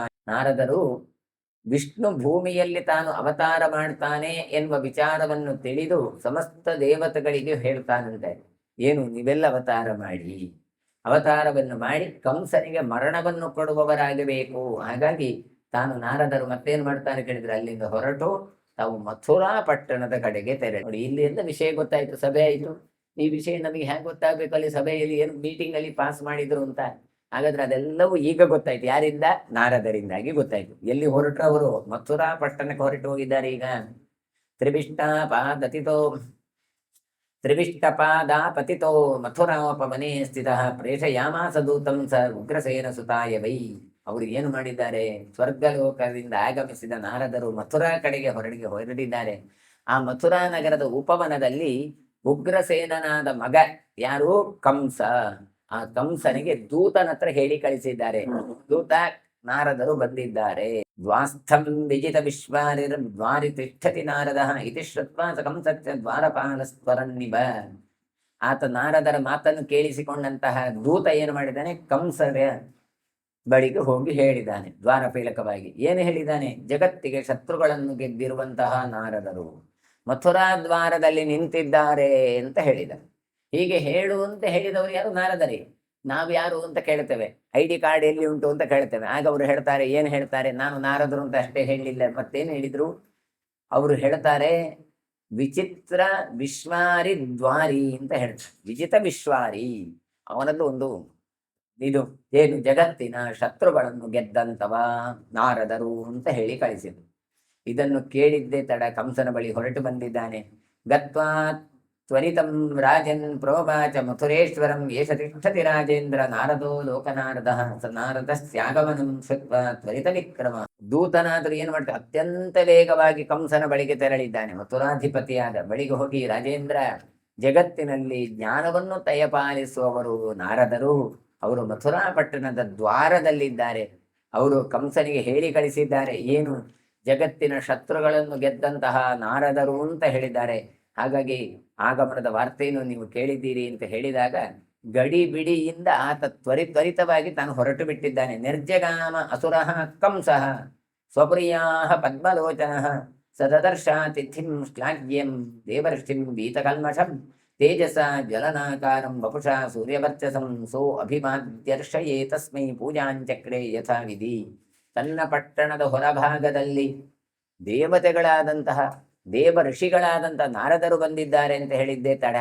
ತಾನೇನು ಮಾಡಿದ್ದಾನೆ ಹೇಳುವಾಗ ಹೇಳ್ತಾರೆ, ಒಂದೇ ಒಂದು ದೋಷಗಳಿಲ್ಲದ ಕಲ್ಮಶಗಳಿಂದ ದೂರನಾದಂತಹ ದೇವರ್ಷಿಯಾದ ನಾರದರು ಅಂತ ಹೇಳ್ತಾರೆ. ಅದು ಅಷ್ಟು ಮಾತ್ರ ಅಲ್ಲ, ಅವರು ಅತಿಥಿಗಳು, ಮತ್ತೆ ಅವರು ಪ್ರಶಂಸೆಗೆ ಅರ್ಹರಾದವರು. ಹಾಗಾಗಿ ಆ ನಾರದರನ್ನು ತಾನು ಕಾಣ್ತಾನೆ. ಸದದರ್ಶ ಅತಿಥಿಂ ಶ್ಲಾಘ್ಯಂ ದೇವರ್ಷಿಂ ಭೀತ ಕಲ್ಮಷಂ, ದೋಷರಹಿತರಾದ ನಾರದರನ್ನು ಕಂಡಿದ್ದಾರೆ. ಹೇಗಿದ್ದಾರೆ ನಾರದರು? ತೇಜಸ ಜ್ವಲನಾಕಾರಂ ವಪುಷಾ ಸೂರ್ಯವರ್ಚಸಂ, ತೇಜಸ್ಸಿನಿಂದ ನೋಡಿದ್ರೆ ಒಳ್ಳೆಯ ತೇಜಸ್ಸು ನಾರದರದು. ಅಗ್ನಿದೇವನಿಗೆ ಸಮಾನವಾದಂತಹ ಕಾಂತಿ ನಾರದರ ಹತ್ರ ಇತ್ತು. ಅಂತಹ ದೇಹದ ಕಾಂತಿಯಿಂದಾಗಿ ಸೂರ್ಯನ ಪ್ರಭೆಯನ್ನು ಹೊಂದಿದ್ರು ಅಂತ ಹೇಳ್ತಾರೆ. ಸೋ ಅಭ್ಯಮದ್ಯಾರ್ಷಿಯೇ ತಸ್ಮೈ ಪೂಜಾಂಚಕ್ರೆ. ಅಂತಹ ಅತಿಥಿಗಳಿಗೆ ಗೌರವಾದರಗಳನ್ನು ನಾರದರಿಗೆ ಈ ಕಂಸ ತಾನು ಕೊಡ್ತಾ ಇದ್ದಾನೆ. ಆಸನಂ ಜಾಗ್ನಿವರ್ಣಾಭಂ ಪ್ರಸಕ್ಯೋಜಪಹಾರಸ ನಿಶಸಾ ದಾಸನೇ ತಸ್ಮಿನ್ ಸವೈ ಶಕ್ರಸ. ತಾನು ಏನು ಮಾಡ್ತಾರೆ, ಅಗ್ನಿಯ ಬಣ್ಣದಂತೆ, ಬಣ್ಣ ಅಂದ್ರೆ ಏನು, ಅಗ್ನಿ ಹಾಗೆ ಒಳ್ಳೆಯ ಜಲಿಸುವ ಶುದ್ಧವಾದ ಬಂಗಾರದ ಹಾಗೆ ಅಂತಹ ಬಂಗಾರದ ಒಂದು ಸಿಂಹಾಸನ. ಯಾರ್ದದು? ಕಂಸನ. ಅದಕ್ಕೆ ಬಂದು ನಾರದನನ್ನು ಬಂದು ಕೂತ್ಕೊಳಿಸಿದ್ರಂತೆ, ಸಿಂಹಾಸನದಲ್ಲಿ ಕೊಳಿಸಿಕೊಂಡಿದ್ದಾರೆ. ಇಂದ್ರನ ಗೆಳೆಯರಾದಂಥ ಮುನಿಗಳಿಗೆ, ನಾರದರಿಗೆ ಅಂತ ಗೌರವವನ್ನು ಕಂಸ ಕೊಡ್ತಾ ಇದ್ದಾನೆ. ಹಾಗಾಗಿ ಹೇಳ್ತಾರೆ, ಸವೈ ಶಕ್ರ ಸಮೋ ಮುನಿ ಅಂತ. ಇಂದ್ರನಿಗೆ ಸಮಾನವಾದಂತಹ ಒಂದು ದೇವತೆ ಯಾವ ಹೇಳಿದ್ರೆ ಅದು ನಾರದರು, ಅಂತಹ ಪರಮ ವೈಷ್ಣವರು ಅಂತ ಹೇಳ್ತಾ ಇದ್ದಾರೆ. ಉವಾಚ ಚೋಗ್ರಸೇನಸ್ಯ ಸುತಂ ಪರಮಕೋಪನಂ ಪೂಜಿತೋಹಂ ತ್ವಯಾ ವೀರ ವಿಧಿ ದೃಷ್ಟೇನ ಕರ್ಮಣ. ಇನ್ನು ನಾರದರು ಏನ್ ಮಾಡ್ತಾರೆ ಕೇಳಿದ್ರೆ, ಉಗ್ರಸೇನನ ಮಗನಾದ ಕಂಸನ ಹತ್ರ ಮಾತಾಡ್ತಾ ಇದ್ದಾರೆ. ಪರಾಕ್ರಮಿಯೇ, ವಿಧಿಬದ್ಧಗಳಿಂದ ಕರ್ಮಗಳಿಂದ ನೀನು ನನ್ನನ್ನು ಆರಾಧಿಸ್ತಾ ಇದ್ದೀಯಪ್ಪ ಅಂತ ಹೇಳಿಕೊಂಡು. ಇಲ್ಲಿ ಹೇಳಬೇಕಾದ್ರೆ ಉವಾಚ ಉಗ್ರಸೇನಸ್ಯ ಸುತಂ ಪರಮಕೋಪನಂ ಅಂತ ಕೊಡ್ತಾರೆ. ಉಗ್ರಸೇನನ ಮಗ ಕಂಸ. ಆ ಹೆಸರು ಹೇಗೆ? ಉಗ್ರಸೇನ, ಉಗ್ರವಾದ ಕೋಪವುಳ್ಳವನು ಇವ ಅಂತ ಹೇಳಿದ್ರು. ಉಗ್ರಸೇನನ ಮಗ ಇವ, ಉಗ್ರವಾದ ಕೋಪವುಳ್ಳವ ಯಾರು? ಕಂಸ. ಹಾಗಾಗಿ ಅವನಿಗೆ ಕಣ್ಣು ಕೆಂಪಗಿರುತ್ತೆ, ಸಿಟ್ಟು ಜೋರು ಬರುತ್ತೆ, ಅಹಂಕಾರ ತಲೆಗೆ ಅಡರಿದೆ, ನನಗಿಂತ ಹೊರತಾದವರು ಇನ್ನು ಯಾರೂ ಇಲ್ಲ ಅಂತ ಹೇಳಿ. ಅಂತಹ ಕಂಸ ನಾರದರ ಹತ್ರ ಪೂಜೆ ಮಾಡಿ ಹೇಳ್ತಾ ಇದ್ದಾನೆ, ನಿಮ್ಮನ್ನು ನಾನು ವಿಧಿಬದ್ಧವಾಗಿ ಪೂಜೆ ಮಾಡಿದ್ದೇನೆ.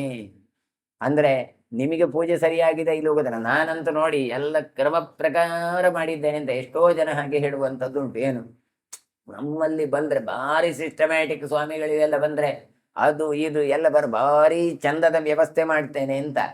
ಇವನು ಹೇಳಬಾರ್ದು ಆ ಮಾತನ್ನು. ಮತ್ತೆ ಯಾರು ಹೇಳಬೇಕು? ಅಲ್ಲಿ ಹೋಗಿ ಅನುಭವಿಸಿದವರು ಹೇಳಬೇಕು, ಭಾರಿ ಒಳ್ಳೆ ವ್ಯವಸ್ಥೆ ಮಾಡ್ರೆ ಅವರಲ್ಲಿ ಅಂತ. ಇದು ಅವರು ಹೇಳುವುದಲ್ಲ, ಇವರೇ ಹೇಳೋದು. ಪಾಪ ಇವರು ಮಾಡಿದ ವ್ಯವಸ್ಥೆ ಅವರಿಗೆ ಅದು ಸಾಧಕವೋ ಬಾಧಕವೋ ಗೊತ್ತಾಗೋದು. ಕೆಲವು ಸಲ ಗುರುಗಳು ಬಂದ್ರು ನಾ ಮ್ಯಾಟ್ ಹಾಕೋದೇನು, ಅದಕ್ಕೆ ಎಲ್ಲ ಪೀಠ ಗೀಟ ಎಲ್ಲ ಮಾಡ್ತಾರೆ. ಗುರುಗಳು ಬಂದು ಹೇಳ್ತಾರೆ, ನಮಗೆ ಅದು ಮಡಿಗೆ ಬರುವುದಿಲ್ಲ, ಮ್ಯಾಟ್ ಬೇಡ ಅಂತ. ಪಾಪ ಇವರು ತಯಾರು ಮಾಡಿದ್ದೇ ಮಾಡಿದ್ದು. ಹಾಗೆ ಇಲ್ಲಿ ಕೂಡ ಕಂಸ ನಾರದರಿಗೆ ಹೇಳ್ತಾ ಇದ್ದಾನೆ, ನೋಡಿ ವಿಧಿಬದ್ಧವಾಗಿ ನಾನು ನಿಮಗೆ ಪೂಜಿತೋಹಂ ತ್ವಯಾ ವೀರ ವಿಧಿ ದೃಷ್ಟೇನ ಕರ್ಮಣ ಅಂತ. ನಾನು ನೋಡಿ ನಿಮಗೆ ಕ್ರಮ ಪ್ರಕಾರ ನಾನು ನಿಮಗೆ ಆರಾಧನೆ ಮಾಡಿದ್ದೇನೆ ಅಂತ ಹೇಳ್ತಾ ಇದ್ದಾನೆ. ಗತೇತ್ವೇವಂ ಮಮ ವಚಃ ಶೂಯತಾನ್ ಗೃಹ್ಯತಾಂಜತ್ ಅನುಸೃತ್ಯ ದಿವೋ ಲೋಕಾದಹಂ ಬ್ರಹ್ಮಪುರಂಗಮಃ. ಹೀಗೆ ಉಪಚಾರ ಸಾಗುತ್ತಾ ಉಂಟು ನಾರದರ ಹತ್ರ. ಆಗ ಕಂಸನಿಗೆ ನಾರದರು ಹೇಳಿದ್ರಂತೆ, ಕಂಸ ನನ್ನ ಮಾತು ಸ್ವಲ್ಪ ಕೇಳು ಮಾರಾಯ, ನಿನ್ನ ಪೂಜೆ ಸಾಕು. ಹಾಗಾಗಿ ನಾನು ಹೇಳಿದ್ದನ್ನು ಚೆನ್ನಾಗಿ ನೀನು ಧಾರಣೆ ಮಾಡು, ಕೇಳು. ನಾನು ಅನೇಕ ಊರ್ಧ್ವ ಲೋಕಗಳಿಗೆಲ್ಲ ತಿರುಗಿ ಬಂದವ. ಚತುರ್ಮುಖ ಲೋಕಕ್ಕೂ ಹೋಗಿದ್ದೆ, ಸತ್ಯಲೋಕಕ್ಕೂ ಕೂಡ. ಅಲ್ಲಿ ಹೋದ ನಂತರ ಈಗ ಅಲ್ಲಿಂದ ನಾನು ಬರ್ತಾ ಇದ್ದೇನೆ. ಗತ ಸೂರ್ಯ ಸಕಂತಾತ ವಿಪುಲಂ ಮೇರು ಪರ್ವತಂ ಸುನಂದವನಂ ಸನಂದನ ವನಂ ಚೈವ ದೃಷ್ಟ್ವಾ ಚೈತ್ರ ರಥಂ ವನಂ. ಆಮೇಲೆ ಸೂರ್ಯನಿಗೆ ಗೆಳೆಯ ಒಬ್ಬ ಇದ್ದಾನೆ. ಅವ್ರು ಯಾರು? ಸೂರ್ಯ ಸಖ ಮೇರು ಪರ್ವತ. ಅಲ್ಲಿಗೆ ನಾನು ತಲುಪಿದೆ. ಯಾಕೆ ಮೇರು ಪರ್ವತ ಗೆಳೆಯ ಅಂತ ಹೇಳ್ತಾರೆ? ಮೇರು ಪರ್ವತಕ್ಕೆ ಸೂರ್ಯ ಸುತ್ತು ಬರ್ತಾನೆ. ಇವತ್ತು ಗೆಳೆಯರೆಲ್ಲ ಯಾವಾಗಲೂ ಹಾಗೆ, ಬಹಳ ಗೆಳೆಯರು ಅವನೊಟ್ಟಿಗೆ ಸುತ್ತುತ್ತಾ ಇರ್ತಾರೆ. ನಾವು ಹೇಳಿದ್ವಿ ಎಂತಕ್ಕೆ ಮಾರೆ ಅವನ ಹತ್ರ ಸುತ್ತುತ್ತಾ ಹೋಗ್ತೀವಿ ಮಾರೆ, ಸುಮ್ಮನೆ ಕೂತ್ಕೊಳ್ಬಾರ್ದು, ಅವ ಇವತ್ತಲ್ಲ ನಾಳೆ ಕೈ ಕೊಡ್ತಾನೆ ಅಂತ ಜೋರು ಮಾಡ್ತೇವೆ.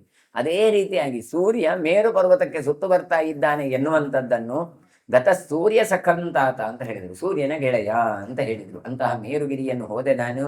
ಅಲ್ಲಿ ಎಂಥದು? ಸನಂದನ ವನಂ ಚೈವ, ನಂದನ ಅಂತ ಒಂದು ವನ, ಚೈತ್ರ ರಥ ಅಂತ ಒಂದು ವನ. ಹೀಗೆ ಅದನ್ನೆಲ್ಲ ಸುತ್ತುತ್ತಾ ನಾನು ಹೋದೆ. ಆಪ್ಲುತಂ ಮೇರು ತೀರ್ಥಾಸು ಸರಿತ್ಸು ಸಹದೈವತೈ ದಿವ್ಯಾತ್ ಧಾರ ದೃಷ್ಟಾ ಮೇ ಪುಣ್ಯಾ ತ್ರಿಪಥಗಾಮಿನಿ. ಮೇರು ಪರ್ವತದಲ್ಲಿರುವ ನೀರು ಉಂಟಲ್ಲ, ಸರೋವರಗಳುಂಟಲ್ಲ, ಅದು ಅಷ್ಟು ಶುದ್ಧ, ಅಷ್ಟು ಸ್ಫಟಿಕದ ಹಾಗೆ ಇರುವಂಥದ್ದು. ಅಂತಹ ತೀರ್ಥಗಳಲ್ಲಿ, ಸರೋವರಗಳಲ್ಲಿ ನಾನು ಸ್ನಾನ ಮಾಡಿದೆ. ನಾನು ಮಾತ್ರ ಅಲ್ಲ, ಮತ್ತೆ ಸರಿಸ್ಸು ಸಹ ದೈವತೈಹಿ, ದೇವತೆಗಳು ಕೂಡ ಸ್ನಾನಕ್ಕೆ ಬಂದಿದ್ದಾರೆ. ಹಾಗಾಗಿ ಮೇರು ಪರ್ವತದಲ್ಲಿ ದೇವಾದಿ ದೇವತೆಗಳು ಇದ್ರೂ ಅವರ ಜೊತೆಗೆ ನಾನು ಸ್ನಾನ ಮಾಡ್ತಾ ಇದ್ದೆ. ಸ್ನಾನ ಎಲ್ಲ ಮಾಡಿ ತ್ರಿಪಥಗಾಮಿನಿಯಾದ ಪುಣ್ಯಪ್ರದಲಾದಂತಹ ಭಾಗೀರಥಿ ಇದ್ದಾಳಲ್ಲ, ಅವಳು ಆ ಮೇರು ಪರ್ವತದಲ್ಲಿ ದೇವಲೋಕದಲ್ಲಿ ಸಂಚರಿಸ್ತಾ ಇದ್ಲು. ಅಲ್ಲಿ ಅವಳು ಸಂಚರಿಸುವಾಗ 3 ತ್ರಿಪಥಗಾಮಿನಿ, 3 ಧಾರೆಯನ್ನು ನೋಡಿದೆ. ಗಂಗೆಯಲ್ಲಿ 3 ಧಾರೆ ಹರಿತಾ ಇತ್ತು. ಸ್ಮರಣ ದೇವ ಸರ್ವೇಷಾಂ ಅಮ್ಮತಾಂ ಯಾ ವಿಭೇದಿನಿ ಉಪಸೃಷ್ಟಂಚ ತೀರ್ಥೇಶು ಸರ್ವೇಷು ಚ ಯಥಾಕ್ರಮಂ. ಆ ಗಂಗೆ ಇದ್ದಾಳಲ್ಲ, ಅವಲ್ಲಿ ನಾವು ಸ್ನಾನ ಮಾಡಿದೆವು. ಗಂಗೆ ಸ್ನಾನ ಬಿಡಿ, ಸ್ಮರಣ ದೇವ ಸರ್ವೇಷಾಂ. ನೋಡಿ, ಗಂಗಾ ಗಂಗಾ ಗಂಗಾ ಅಂತ ಸ್ಮರಣೆ ಮಾಡಿದರೆ ಸಾಕು, ಎಲ್ಲರ ಪಾಪವನ್ನು ನಾಶ ಮಾಡುವವಳು. ನೋಡಿ, ದರ್ಶನ ದೇವ ಪುನಃ ಕಿಂ ಸ್ಪರ್ಶನೇ ಕೃತೆ. ಶಂಖಕ್ಕೆ ಹೇಗುವಾಗ ಹೇಳ್ತಾರೆ, ಶಂಖವನ್ನು ನೋಡಿದರೆ ಸಾಕಂತೆ ನಮ್ಮ ಪಾಪ ಪರಿಹಾರ ಆಗುತ್ತೆ. ಇನ್ನು ಆ ಶಂಖವನ್ನು ಹಿಡ್ಕೊಂಡು ದೇವರಿಗೆ ಅಭಿಷೇಕ ಮಾಡಬೇಕು ಅಂತ ಹೊರಟ್ರೆ ಪಾಪ ನಾಶ ಆಗದೆ ಇರತ್ತಾ ಅಂತ ಕೇಳ್ತಾರೆ. ಕಿಂ ಪುನಃ ಸ್ಪರ್ಶನೇ ಕೃತೆ. ಹಾಗಾಗಿ ವಿಲಯಂ ಸರ್ವ ಪಾಪ, ಎಲ್ಲ ಪಾಪಗಳು ನಾಶ ಆಗತ್ತೆ. ಹಾಗೆಯೇ ಗಂಗೆ ಅಂತ ನೀವು ಯೋಜನ ದೂರದಲ್ಲಿ ಕರೆದ್ರೇನೆ ಪಾಪ ನಾಶ ಆಗತ್ತೆ. ಇನ್ನು ಕ್ರಮವಾಗಿ ಸಮಸ್ತ ತೀರ್ಥದಲ್ಲಿ ಸ್ನಾನ ಮಾಡಿದ್ರೆ, ಅದೂ ದೇವತೆಗಳ ಜೊತೆಗೆ ಸ್ನಾನ ಮಾಡಿದ್ರೆ ಪಾಪ ಪರಿಹಾರ ಆಗದೆ ಕೂತ್ಕೊಳ್ಳತ್ತಾ ಕೇಳ್ತಾರೆ. ಉಪಸೃಷ್ಟಂಚ ತೀರ್ಥೇಶು ಸರ್ವೇಷು ಚ ಯಥಾಕ್ರಮಂ. ಎಲ್ಲ ತೀರ್ಥದಲ್ಲಿ ಸ್ನಾನ ಮಾಡಿದ್ರೆ ಎಲ್ಲ ಪಾಪಗಳು ಹೋಗತ್ತೆ. ಗಂಗೇತಿಯೋ ಬ್ರೂಜಾದ್ ಯೋಜನಾನಾಂ ಶತೈರಪಿ ಮುಚ್ಯತೆ ಸರ್ವಪಾಪೇಭ್ಯೋ ವಿಷ್ಣು ಲೋಕಂ ಸಗಚ್ಚತಿ ಅಂತ ಇರುವಂಥದ್ದು ಪದ್ಮಪುರಾಣ ಎಲ್ಲ ಹೇಳ್ತಾನೆ. ನಿಮ್ಮೆಲ್ಲ ಪಾಪ ಪರಿಹಾರ ಆಗಿ ನೀವು ಎಲ್ಲಿ ಹೋಗ್ತೀರಿ? ಮತ್ತೆ ವಿಷ್ಣು ಲೋಕಕ್ಕೆ ಹೋಗ್ತೀರಿ ಅಂತ. ದೃಷ್ಟಂ ಮೇ ಬ್ರಹ್ಮಸದನಂ ಬ್ರಹ್ಮರ್ಷಿ ಗಣಸೇವಿತಂ ದೇವಗಂಧರ್ವ ನಿರ್ಘೋಷೈ ಅಪ್ಸರೋಭಿಶ್ಚನಾದಿತುಂ. ಇನ್ನು ಮೇರು ಪರ್ವತದಲ್ಲಿ ಆದರೂ ಕೂಡ ಬ್ರಹ್ಮಸದನ ಇದೆ. ಆ ಚತುರ್ಮುಖ ಬ್ರಹ್ಮನ ಒಂದು ಆಸ್ಥಾನಕ್ಕೆ ನಾವು ನೋಡಿದೆವು. ಆ ಬ್ರಹ್ಮಸದನದಲ್ಲಿ ಬ್ರಹ್ಮರ್ಷಿಗಳು, ದೇವರ್ಷಿಗಳು ಎಲ್ಲ ಬಂದು ಕುಳಿತಾರೆ. ದೇವತೆಗಳು, ಗಂಧರ್ವರು, ಅಪ್ಸರೆಯರು ಎಲ್ಲ ಬಂದಿದ್ದಾರೆ. ಬಂದು ಏನು ಮಾಡಿದ್ದಾರೆ? ಅವರು ಸುಸ್ವರವಾಗಿ ಹಾಡ್ತಾ ಇದ್ದಾರೆ. ದೇವಗಂಧರ್ವ ನಿರ್ಘೋಷೈ ಅಪ್ಸರೋಭಿಶ್ಚನಾಜಿತಂ ಅಂತ ಅಪ್ಸರ ಸ್ತ್ರೀಯರು ಅವರು ನರ್ತನ ಮಾಡ್ತಾ ಇದ್ದಾರೆ. ಹೀಗೆ ಅವರ ಕಲಕಂಠ ಎನ್ನುವ ನಾದ ಆ ಪ್ರದೇಶದಲ್ಲಿ ಹರಡಿತ್ತು. ಸೋಹಂ ಕದಾಚಿತ್ ದೇವಾನಾಂ ಸಮಾಜೆ ಮೇರುಮೂರ್ಧನಿ ವೀಣಾನ್ ಗೃಹೀತ್ವಾ ವಿಸ್ತಬ್ಧಾ ಅಗಚ್ಚಂ ಬ್ರಹ್ಮಣ ಸಭಾಂ. ನಾನು ಏನು ಮಾಡಿದೆ? ಅಂತಹ ಸಭೆಯನ್ನು ನೋಡಿದೆ. ಅಂತಹ ಸಭೆ ದೇವತೆಗಳಲ್ಲೆಲ್ಲ ಆಗ್ತಾ ಇತ್ತು. ನಾನು ನನ್ನ ಒಮ್ಮೆ ವೀಣೆ ಉಂಟಲ್ಲ, ಮಹತಿ ಎನ್ನುವ ನನ್ನ ವೀಣೆಯನ್ನು ನಾನು ಮೀಟಿದೆ. ಹಾಗಾಗಿ ಹೇಳ್ತಾರೆ ವೀಣಾನ್ ಗೃಹೀತ್ವ. ನಾನು ವೀಣೆಯನ್ನು ಹಿಡ್ಕೊಂಡೇ ಹೋಗಿದ್ದೇನೆ ಅಲ್ಲಿಗೆ, ಶಿಖರಕ್ಕೆ ಹೋದೆ, ಮೇರು ಪರ್ವತದ ಶಿಖರಕ್ಕೆ, ಆ ಬ್ರಹ್ಮಸದನಕ್ಕೆ. ಸೋಹಂ ತತ್ರ ಶೀತೋಷ್ಣೀಶಾನ್ ನಾನಾರತ್ನ ವಿಭೂಷಿತಾನ್ ದಿವ್ಯಾಸನ ಗತಾನ್ ದೇವಾನ್ ಅವಶ್ಯಂ ಸಪಿತಾಮಹಾನ್. ಅಲ್ಲಿ ಆದರೂ ನಾನು ಹೇಗೆ ನೋಡಿದೆ ಗೊತ್ತಾ? ಅಲ್ಲಿ ಬ್ರಹ್ಮದೇವರನ್ನೆಲ್ಲ ಬಿಳಿಯಾದಂತಹ ಮುಂಡಾಸು, ರುಮಾಲು, ಮುಂಡಾಸನ್ನು ಸುತ್ತಿಕೊಂಡಿದ್ರು ಅಂತ ಹೇಳಿದ್ರು. ಆಮೇಲೆ ನಾನಾ ರತ್ನಗಳಿಂದ ಅಲಂಕಾರ ಮಾಡಿದವರಿದ್ರು. ದಿವ್ಯವಾದ ಆಸನದಲ್ಲಿ ಕೂತಿದ್ರು ಚತುರ್ಮುಖ ಬ್ರಹ್ಮ ಎಲ್ಲ, ಜೊತೆಗೆ ದೇವತೆಗಳು ಕೂತಿದ್ರು. ತತ್ರ ಮಂತ್ರಯಾಮಂ. ನೋಡಿ, ಹಿಂದೆಲ್ಲ ಹಾಗೆ ಏನು ಶೀತೋಷ್ಣೇಶಾನ್ ಅಂತ ಹೇಳ್ತಾರೆ. ಶೀತ ಅಂದ್ರೆ ಬೆಳ್ಳಗೆ, ಉಷ್ಣೇಶ ಅಂದ್ರೆ ಟೊಪ್ಪಿ ಅಂತ ಅರ್ಥ, ಅಥವಾ ಟೊಪ್ಪಿ ಅಥವಾ ಮುಂಡಾಸು. ಹಾಗಾದ್ರೆ ಇವತ್ತೆಲ್ಲ ಹೆಲ್ಮೆಟ್ ಎಲ್ಲ ಬರ್ತದೆ, ರೆಡಿಮೇಡ್ ಅಷ್ಟೇ, ನಾವು ಮಾಡಿಕೊಡ್ಬೇಕು. ಟೊಪ್ಪಿ ಎಲ್ಲ ನಮಗೆ ಬೇಕಾದಾಗೆ ಮುಂಡಾಸು ಕಟ್ಟಿಕೊಳ್ಬೇಕು. ಈಗ ಅದು ಕಟ್ಟಿಕೊಳ್ಳೋದಿಲ್ಲ. ಹಿಂದೆಲ್ಲ ಮದುವೆಗೆ ಹೋಗ್ಬೇಕಾದ್ರೆ ಮುಂಡಾಸು ಕಟ್ಟೋದು ಅಂತ ಅರ್ಥ, ಅಂಗಡಿಯಲ್ಲಿ ಸಿಕ್ಕೋದಿಲ್ಲ. ಈಗ ಇಲ್ಲೆಲ್ಲ ರೆಡಿಯಾಗಿ ಇರತ್ತೆ, ಅದಕ್ಕೆ ಮೊದಲೇ ಪಿನ್ ಎಲ್ಲ ಹಾಕಿರ್ತಾರೆ, ಹಾಗಾಗಿ ಅದನ್ನು ಕಟ್ಟುದು ಬಿಚ್ಚುದು ಯಾವುದಿಲ್ಲ, ಅದನ್ನು ಇಟ್ರೆ ಆಯ್ತು, ಟೊಪ್ಪಿ ಹಾಕಿದ್ರೆ ಆಯ್ತು. ಈಗ ಮೊದಲು ಹಾಗೆ ಅಲ್ಲ. ಯಾಕೆ? ಶಿರೇಕ ತಲೆ ಎನ್ನುವಂಥದ್ದು ಅತ್ಯಂತ ಮೂರ್ಧನ್ಯ ಪ್ರಶಸ್ತ. ಆ ತಲೆಗೂದಲು ಎನ್ನುವಂಥದ್ದು ಮೈಲೆ. ಹಾಗಾಗಿ ತಲೆಗೂದಲಿದ್ದಾಗಿ ತಲೆ ತುರಿಸ್ಕೊಳ್ಳೋದೆಲ್ಲ ಮಾಡಿದ್ರೆ ಕೈ ತೊಳ್ಕೊಳ್ಬೇಕು, ಅಂಥದ್ದೆಲ್ಲ ಮಾಡಬಾರ್ದು. ಕೂದಲೆಲ್ಲ ಬೀಳಬಾರ್ದು, ತಲೆಗೆ ರಕ್ಷಣೆ ಸಿಕ್ಕಬೇಕು, ಬಹಳವಾದಂತಹ ಮೃದುವಾದ ಜಾಗ. ಹಾಗಾಗಿ ತಲೆ ಶಿರಸ್ತ್ರಾಣ ಅಂತ ಅದಕ್ಕೆ ಹೆಸರು. ತಾನು ಮುಂಡಾಸ ಎಲ್ಲ ಕಟ್ಟಿಕೊಂಡಿರ್ಬೇಕು, ಉಷ್ಣೀಷವನ್ನೆಲ್ಲ. ಅದರದ್ದೇ ಇನ್ನೊಂದು ರೂಪ ಕಿರೀಟ ಅಂತ ಬಂತು. ಅದು ತಯಾರಾಗಿ ಬಂದ್ರೆ ಅದು ಕಿರೀಟ. ಅಂತಹ ಕಿರೀಟ ಮುಂಡಾಸು ಇದು ಯಾವಾಗ್ಲೂ ತಲೆಯಲ್ಲಿ ಶೋಭಿಸ್ತಾನೆ ಇರಬೇಕು. ಅದು ಕೆಳಗೆ ಅಂದ್ರೆ ತೆಗೆದಿಡುವಂತ ಪ್ರಮೇಯವೇ ಇಲ್ಲ. ಅಂತಹ ನಾನು ಚತುರ್ಮುಖ ಬ್ರಹ್ಮನ ಇರುವ ದೇವತೆಗಳನ್ನು ಕಂಡೆ. ತತ್ರ ಮಂತ್ರಯತಾಮೇವಂ ದೇವತಾನಾಂ ಮಯಾ ಶ್ರುತಃ ಭವತಃ ಸಾನುಗಸ್ಯೇಹ ವಧೋಪಾಯ ಸುದಾರುಣ. ಆ ಸಭೆಯಾದ್ರೂ ಕೂಡ ಹೇಗಿತ್ತು ಕಡಿದ್ರೆ ಪರಿವಾರ ಸಹಿತರಾದಂತ ದೇವತೆಗಳಿಂದ ಕೂಡಿದ ಬ್ರಹ್ಮದೇವರ ಸಭೆ ಆಗಿತ್ತು. ಅವರೆಲ್ಲ ಕೂತ್ಕೊಂಡು ಭಯಂಕರ ಏನೋ ಮಂತ್ರ ಆಲೋಚನೆ ಮಾಡ್ತಾ ಇದ್ರು. ಅದೇನು ಮಾಡುದು ಇದು ಮಾಡುದು ಅಂತ ಸಭೆ ಮಾಡ್ತಾ ಇದ್ದು ರಹಸ್ಯವಾದ ಮಾತುಕತೆ ಆಗ್ತಾ ಇತ್ತು. ನೋಡಿ, ಇದು ಇವರು ಹೇಳೋ ಒಂದು ಶೈಲಿ ನೋಡಿ. ನಾರದರು ಬಂದು ನೇರವಾಗಿ ನಾನಲ್ಲಿ ಹೋದಾಗ ಹೀಗೆ ಆಯ್ತು ನೋಡಿ, ಹೀಗೆ ಆಗ್ತದೆ, ನಿಮಗೆ ಗೊತ್ತಾಯ್ತು ಅಲ್ಲ, ನಾನು ಹೀಗೆ ಹಾಗೆಲ್ಲ. ಇದು ಅವರ ಆ ವಿಷಯವನ್ನು ಹೇಳುವ ಮೊದಲೇ ಒಂದಿಷ್ಟು ಕ್ಯೂರಿಯಾಸಿಟಿ ಬರುವ ಹಾಗೆ ಮಾಡಿ ಆಮೇಲೆ ವಿಷಯ ಪ್ರಸ್ತಾಪ ಮಾಡ್ತಾ ಇದ್ದಾರೆ. ನಾನು ಅಲ್ಲಿ ಹೋದೆ, ಅಲ್ಲಿ ನೋಡ್ಬೇಕು, ನೀವು ಸ್ನಾನ ಮಾಡಿದೆ ಗಂಗೆ ನೀರು ಅಷ್ಟು ಶುದ್ಧ ಆಗಿದ್ದ ಅಂತೆಲ್ಲ ಹೇಳ್ತಾ ವೀಣೆ ಹಿಡ್ಕೊಂಡು ಹೋಗಿದ್ದೇನೆ. ಅಲ್ಲಿ ಹೋದ್ರೆ ಬ್ರಹ್ಮದೇವರ ಸಭೆ, ಆ ಬ್ರಹ್ಮ ಸೇವೆಯಲ್ಲಿ ಮಂತ್ರಯಾಮೇವಂ ಅಲ್ಲಿ ಬಾಯಿ ಚರ್ಚೆ ಆಗ್ತಾ ಇತ್ತು. ಅದು ಗುಟ್ಟು ಮಾತಾಡ್ತಾ ಇದ್ರು. ವಧೋಪಾಯ ಸುದಾರುಣ, ಯಾರನ್ನು ಕೊಲ್ಲುವ ವಿಚಾರದಲ್ಲಿ ದಾರುಣವಾದಂತಹ ನಾಶದ ವಿಚಾರ ಮೀಟಿಂಗ್ ಆಗ್ತಾ ಇತ್ತು. ತತ್ರೈಷ ದೇವಕೀಯಾತೆ ಮಥುರಾಯಾಂ ಪಿತೃಶ್ವಸ ಸೋಸ್ಯಾಂ ಗರ್ಭೋಷ್ಟಮಃ ಕಂಸ ಸತೆ ಮೃತ್ಯುರ್ಭವಿಷ್ಯತಿ. ಅದರಲ್ಲಿ ಗೊತ್ತಾಯ್ತು ನಂಗೆ, ಮಥುರೆಯಲ್ಲಿ ನಿನ್ನ ತಂದೆಯ ಪ್ರೀತಿಯ ಮಗಳೊಬ್ಬಳಿದ್ದಾಳೆಲ್ಲ ದೇವಕಿ ಅಂತ ಹೇಳಿ. ಹಾಗಾಗಿ ಅವಳ 8ನೆಯ ಗರ್ಭದಿಂದಾಗಿ ನಿನಗೆ ಮೃತ್ಯುವಂತೆ ಅಂತ ಈ ನಾರದರು ಬಂದು ಹೇಳ್ತಾ ಇದ್ದಾರೆ. ದೇವಾನಾಂ ಸತು ಸರ್ವಸ್ವಂ ತ್ರಿದಿವಸ್ಯ ಗತಿಶ್ಚಯ ಪರಂ ರಹಸ್ಯಂ ದೇವಾನಾಂ ಸತೇ ಮೃತ್ಯುರ್ಭವಿಷ್ಯತಿ. ಅವನಾದ್ರೂ ಬಂದವ ಉಂಟಲೆ 8ನೇ ಮಗನಾಗಿ ಯಾರೋ ಬರ್ತಾನಂತೆ ದೇವಕಿಗೆ. ಆ ಬಂದವ ಹೇಗಿದ್ದಾನೆ? ಎಲ್ಲಾ ವಿಧವಾದ ಸಂಪತ್ತು ಅವನೇ ಅಂತೆ. ಸರ್ವಸ್ವಂ ತ್ರಿದಿವಸ್ಯ, ಕೇವಲ ನಿಮಗೆಲ್ಲ ದೇವಾದಿ ದೇವತೆಗಳಿಗೂ ಸಂಪತ್ತು ಅವನಂತೆ. ಉತ್ತಮವಾದ ಗತಿ ಆಗಬೇಕಾದ್ರೂ ಮೋಕ್ಷ ಆಗಬೇಕಾದ್ರೂ ಅವನೇ ಕಾರಣನಂತೆ. ದೇವತೆಗಳಿಗೆ ಶ್ರೇಷ್ಠವಾದ ರಹಸ್ಯ ವಸ್ತು ಅಂದ್ರೆ ಅವನೇ ಅಂತೆ. ರಹಸ್ಯ ವಸ್ತು ಅಂದ್ರೆ ಗೋಪನೀಯ ವಸ್ತು ಅಂತ ಹೇಳ್ತೇವೆ. ಗುಟ್ಟು ಅಂದ್ರೆ ಗುಪು ರಕ್ಷಣೆ ಅಂತ. ರಕ್ಷಿಸಲ್ಪಡಬೇಕಾದಕ್ಕೆ ಗುಟ್ಟು ಅಂತ ಹೇಳುದು. ಯಾರಿಗೂ ಹೇಳಬಾರ್ದು ಅನ್ನೋದಕ್ಕೆ ಗುಟ್ಟು ಅಂತ ಹೇಳುವುದಲ್ಲ. ಗುಟ್ಟು ಅಂತ ಹೇಳ್ತೇವೆ, ಗೋಪ್ಯ ಅಂತ ಹೇಳ್ತೇವೆ. ಏನ್ ಅದರ ಅರ್ಥ ಕಡಿದ್ರೆ ಇದ್ದವರಿಗೆಲ್ಲ ಹೇಳಿ ಅದು ಅಪಪ್ರಚಾರಕ್ಕೆ ಒಳಗಾಗಬಾರದು ಎನ್ನುವ ಅರ್ಥಕ್ಕೆ. ಹಾಗಾದ್ರೆ ಒಂದು ಮದ್ದು ಅದು ಬಾರಿ ಗುಟ್ಟು, ಯಾರಿಗೆ ಹೇಳಿಕೊಡ್ಬಾರ್ದು ಹೇಳಿದ್ರೆ, ಯಾರಿಗೂ ಹೇಳಿದ್ರೆ ಇವ್ರು ಸಾಯುವಾಗ ಸತ್ತೋಗ್ಬೋದು. ಮತ್ತೇನರ್ಥ? ಯೋಗ್ಯ ವ್ಯಕ್ತಿಗಳಿಗೆ ಅದನ್ನು ಕೊಡಬೇಕು ಅಂತ ಅರ್ಥ. ಹಾಗಾಗಿ ನಾನದನ್ನು ತಿಳ್ಕೊಂಡೆ. ಪರಂ ರಹಸ್ಯಂ ದೇವಾನಂ ಸತೇ ಮೃತ್ಯುರ್ಭವಿಷ್ಯತಿ.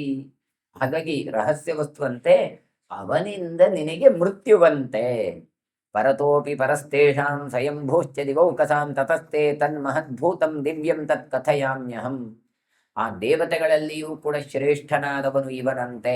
ಆದ್ದರಿಂದ ಯಾರಿಂದಲೂ ಸಾನು ಹುಟ್ಟದವನಂತೆ, ಎಂದಿಗೂ ಇರುವ ಭಗವಂತನಂತೆ. ಅಂತಹ ಪರಬ್ರಹ್ಮ ವಸ್ತು ಮಹದ್ಭೂತನೆನಿಸಿದ ದಿವ್ಯನಾದವ. ಹಾಗಾಗಿ ಆ ಬಗ್ಗೆ ನಿನಗೆ ನಾನು ಹೇಳ್ತೇನೆ ಅಂತ ಹೇಳ್ತಾರೆ. ಈಶ್ವರೋ ಹಿ ಮಹದ್ಭೂತಂ ಅಂತ ಹೇಳುವ ಹಾಗೆ ಭಗವಂತ ತಾನು ಮಹಾ ಶಕ್ತಿ ಉಳ್ಳವ ಅಂತ ಹೇಳ್ತಾ ಇದ್ದಾರೆ. ಶ್ಲಾಘ್ಯಸ್ಯ ಹಿತೇ ಮೃತ್ಯು ಭೂತಪೂರ್ವಶ್ಚ ತಂ ಸ್ಮರ ಯತ್ನಶ್ಚ ಕ್ರಿಯತಾಂ ಕಂಸ ಗರ್ಭೇಶು ಯದು ಶಕ್ಯತೆ. ನನ್ನ ಬ್ರಹ್ಮ ಅಂತ ಕರೆದೆ. ಆ ಬ್ರಹ್ಮ ಆದ್ರೂ ಏನು ಮಾಡ್ತಾನೆ? ಸಮಸ್ತ ದೇವತೆಗಳಿಂದಲೂ ಕೂಡ ಹೊಗಳಿಕೆಗೆ ಒಳಪಟ್ಟವ. ಅಂದ್ರೆ ಎಲ್ಲಾ ದೇವತೆಗಳು ಅವನನ್ನು ಹೊಗಳ್ತಾರೆ. ಎಲ್ಲಾ ದೇವತೆಗಳು ಅವನನ್ನು ಹೊಗಳ್ತಾರೆ ಅಂತ ಹೇಳಿದ್ರೆ ದೇವತೆಗಳದ್ದು ಮಹತ್ವ ಜಾಸ್ತಿ. ದೇವತೆಗಳಿಂದ ಆತ ಹೊಗಳಿಸಲ್ಪಡುತ್ತಾನೆ ಅಂತ ಕರ್ಮಣಿ ಪ್ರಯೋಗ. ಅಂದ್ರೆ ಅರ್ಥ ಏನು ಹೇಳಿದ್ರೆ, ಇವರು ಹೊಗಳಬೇಕು ಅಂತ ಹೊಗಳ್ತಾ ಇಲ್ಲ, ಆದ್ರೆ ಅವನ ವ್ಯಕ್ತಿತ್ವ ನೋಡಿದಾಗ ಇವರ ಬಾಯಿಂದ ನೀನು ಅಂತವ ಇಂಥವ ಓ ಅಂತ ಬರ್ತದೆ ಅಂತ. ನಿಜವಾಗಿ ಇವರು ಹೇಳುವುದಲ್ಲ, ಅವನೇ ಹೇಳಿಸಿಕೊಳ್ತಾ ಇದ್ದಾನೆ. ಹಾಗಾಗಿ ಭಗವಂತನನ್ನು ಸ್ತೋತ್ರ ಮಾಡುದು ಹೊಗಳುದು ನಾವಲ್ಲ, ಭಗವಂತನೇ ನಮ್ಮಿಂದ ಸ್ತೋತ್ರವನ್ನು ಮಾಡಿಸಿಕೊಳ್ತಾ ಇದ್ದಾನೆ. ಅದರಲ್ಲಿ ಪ್ರಯತ್ನ ಯಾರ್ದು? ನಮ್ಮದಲ್ಲ, ಮತ್ತೆ ದೇವರದ್ದೇ ಪ್ರಯತ್ನ. ಹಾಗಾಗಿ ಅಂತಹ ಭಗವಂತ ಹಿಂದಿನ ಜನ್ಮದಲ್ಲಿಯೂ ಕೂಡ ಅವನು ನಿನ್ನನ್ನು ಕೊಂದಿದ್ದಂತೆ. ನೋಡಿ, ಎಲ್ಲಿ ಇದು ಕಾಲನೇಮಿ ವಧ ಪ್ರಕರಣದಲ್ಲಿ ಬಂದದ್ದು. ಕಾಲನೇಮಿಯನ್ನು ನಾಶ ಮಾಡಿದ ನಂತರ ಅದೇ ಕಾಲನೇಮಿ ಎನ್ನುವ ಅಸುರ ತಾನು ಕಂಸನಾಗಿ ಬರ್ತಾನೆ ಅಂತ ಹೇಳುವ ಪ್ರಸಂಗ.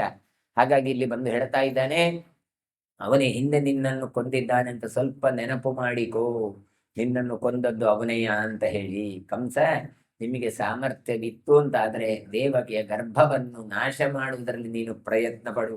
ಯತ್ನಶ್ಚ ಕ್ರಿಯತಾಂ ಕಂಸ ಗರ್ಭೇಶು ಯದಿ ಶಕ್ಯತೆ. ನಿನಗೆ ಸಾಮರ್ಥ್ಯ ಉಂಟು ಅಂತ ಹೇಳಿದ್ರೆ ಮೊದಲು ಆತ ಹುಟ್ಟುತ್ತಾನೆ ಅಂತ ಉಂಟಲ್ಲ, ಆ ಗರ್ಭವನ್ನೇ ಕೂಡ್ಲೆ ನಾಶ ಮಾಡು. ಏಷ ಮೇ ತ್ವದ್ಗತಾ ಪ್ರೀತಿರತ್ಯರ್ಥಂ ಚಾಹಮಾಗತಃ ಭುಜ್ಯತಾಂ ಸರ್ವಕಾಮಾರ್ಥಾಃ ದಾಸ್ಯಂತಾಂ ದಾನವಿಸ್ತರಾಃ ಭುಜ್ಯಂತಾಂ ಕಾಂತಕಾಮಶ್ಚ ಸ್ವಸ್ತಿತೇಸ್ತು ಬ್ರಜಾಮ್ಯಹಂ. ಏನು ಹೇಳ್ತಾ ಇದ್ದಾರೆ, ನಿನ್ನ ಮೇಲೆ ಅವನಿಗೆ ಬಹಳ ಪ್ರೀತಿ ಇದೆ. ನೋಡಿ, ಅವನು ಸುಮ್ಮನೆ ಅಲ್ಲ ಬಂದವ.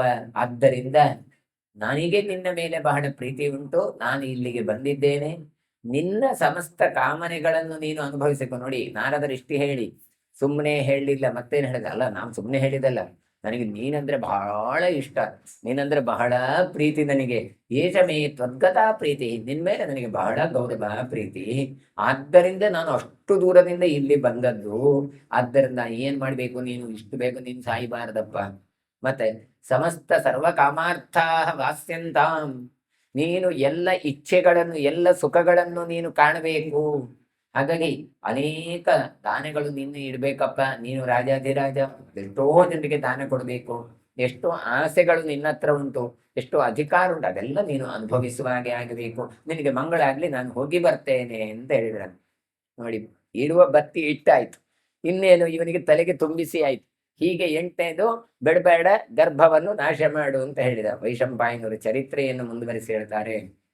ಇತ್ಯುಕ್ತ ನಾರದೇ ಯಾತೆ ತಸ್ಯ ವಾಕ್ಯಂ ವಿಚಿಂತಯನ್ ಯಹ ಸೋಚ್ವೈಸ್ತತಃ ಕಂಸಃ ಪ್ರಕಾಶ ದಶನಶ್ಚಿರಂ. ಈ ರೀತಿಯಾಗಿ ನಾರದರು ಹೇಳಿ ಅವರಲ್ಲಿಂದ ಹೊರಟು ಹೋದ್ರು ಹೌದು, ಆದ್ರೆ ನಾರದರು ಹೊರಟು ಹೋದ್ರು, ಅವರ ಮಾತು ಹೊರಟು ಹೋಗ್ಲಿಲ್ಲ. ಅವ್ರು ಏನು ತಲೆಗೆ ತುಂಬಿಸಿ ಹೋಗಿದ್ದಾರೆ, ಅದು ಕೊರಿಲಿಕ್ಕೆ ಶುರುವಾಗಿದೆ. ಹಾಗಾಗಿ ಹೇಳ್ತಾರೆ, ಜಹ ಸೋಚ್ಚೈಸ್ತತಃ ಕಂಸಃ. ಯೋಚನೆ ಮಾಡ್ತಾ ಮಾಡ್ತಾ ಮಾಡ್ತಾ ತನ್ನ ಅವರು ಹೇಳ್ತಾ ಇದ್ದಾರೆ, ಪ್ರಕಾಶ ದಶನಚ್ಚಿರಂ ಅಂತ ತನ್ನ 32 ಹಲ್ಲನ್ನು ತೋರಿಸಿ ಅಟ್ಟಹಾಸದಿಂದ ಗಹ ಗಹ ನಗಿಸ್ತಾ ನಗುತ್ತಾ ಇದ್ದಾನೆ. ಅಂದ್ರೆ ಇವರು ಹೇಳಿ ಹೋದ ನಂತರ ಹ ಹ ಹ ಅಂತ ನಗಲಿಕ್ಕೆ ಆರಂಭ ಮಾಡಿದ. ಪ್ರೋವಾಚ ಸಸ್ಮಿತಂಚೈವ ಭೃತ್ಯಾನಾಂ ಅಗ್ರತಸ್ಥಿತ ಹಾಸ್ಯ ಖಲು ಸಸತ್ವೇಷು ನಾರದೋ ಚ ವಿಶಾರದಃ. ಅಟ್ಟಹಾಸ ಪೂರಕವಾಗಿ ಮಂದಹಾಸವನ್ನು ಬೀರ್ತಾ ಇದ್ದಾನೆ. ಅಟ್ಟಹಾಸ ಹ ಹ ಅಂತ ಕರೆದ, ನಗಾಡಿದ, ಆಮೇಲೆ ತುಟಿ ಮುಚ್ಚಿ ಮಂದಹಾಸ ಮಾಡಿದ. ಕೆಲಸದವರನ್ನು ಮುಂಭಾಗದಲ್ಲಿ ಕುಳಿಸಿಕೊಂಡ, ಹೇಳಿದ, ಸತ್ವಪೂರ್ಣವಾದಂತಹ ನಮ್ಮಂತವರ ಎದುರುಗಡೆ ನಾರದರು ಹೇಳಿದ ಮಾತು ಹೇಳಿದ್ರಲ್ಲ, ಇದು ನಿಮಗೆ ಜೋಕ್ ಅಂತ ಅನಿಸೋದಿಲ್ವಾ, ಹಾಸ್ಯ ಅಂತ ಅನಿಸೋದಿಲ್ವಾ? ಹಾಸ್ಯ ಖಲು ಸತ್ವೇಶು ಅಂತ ತಾನು ಹೇಳ್ತಾ ಇದ್ದೆ. ನಾನೇ ಎಣಿಸಿಕೊಂಡಿದ್ದೆ ನಾರದರು ಬಹಳ ಜಾಣರು ಅಂತ, ಆದ್ರೆ ಈಗ ಗೊತ್ತಾಯ್ತು ನಾರದರು ಬಹಳ ದಡ್ಡರು ಅಂತ ಹೇಳಿ. ಹಾಸ್ಯ ಖಲು ಸತ್ವೇಶು ನಾರದೋ ನ ವಿಶಾರದ. ಯಾಕೆ? ಹೋಗಿ ನನ್ನನ್ನು ಕೊಲ್ಲುವವನೊಬ್ಬ ಮಗ ಹುಟ್ಟುತ್ತಾನೆ ಅಂತೆ, ಇದು ನಿಜವಾಗಿ ಕೂಡ ಹಾಸ್ಯಾಸ್ಪದ ಅಲ್ವಾ ಅಂತ. ನೋಡಿ, ಇಷ್ಟೆಲ್ಲ ತಲೆಗೆ ಹೋಗಬೇಕಾದ್ರೆ ಎಷ್ಟು ಟೈಮ್ ಹಿಡೀತು ಅಂತ ಆಲೋಚನೆ ಮಾಡಿ. ನಾರದರು ಬಂದು ಹೇಳಿದ ಕೂಡಲೇ ಹೇಳಲಿಲ್ಲ.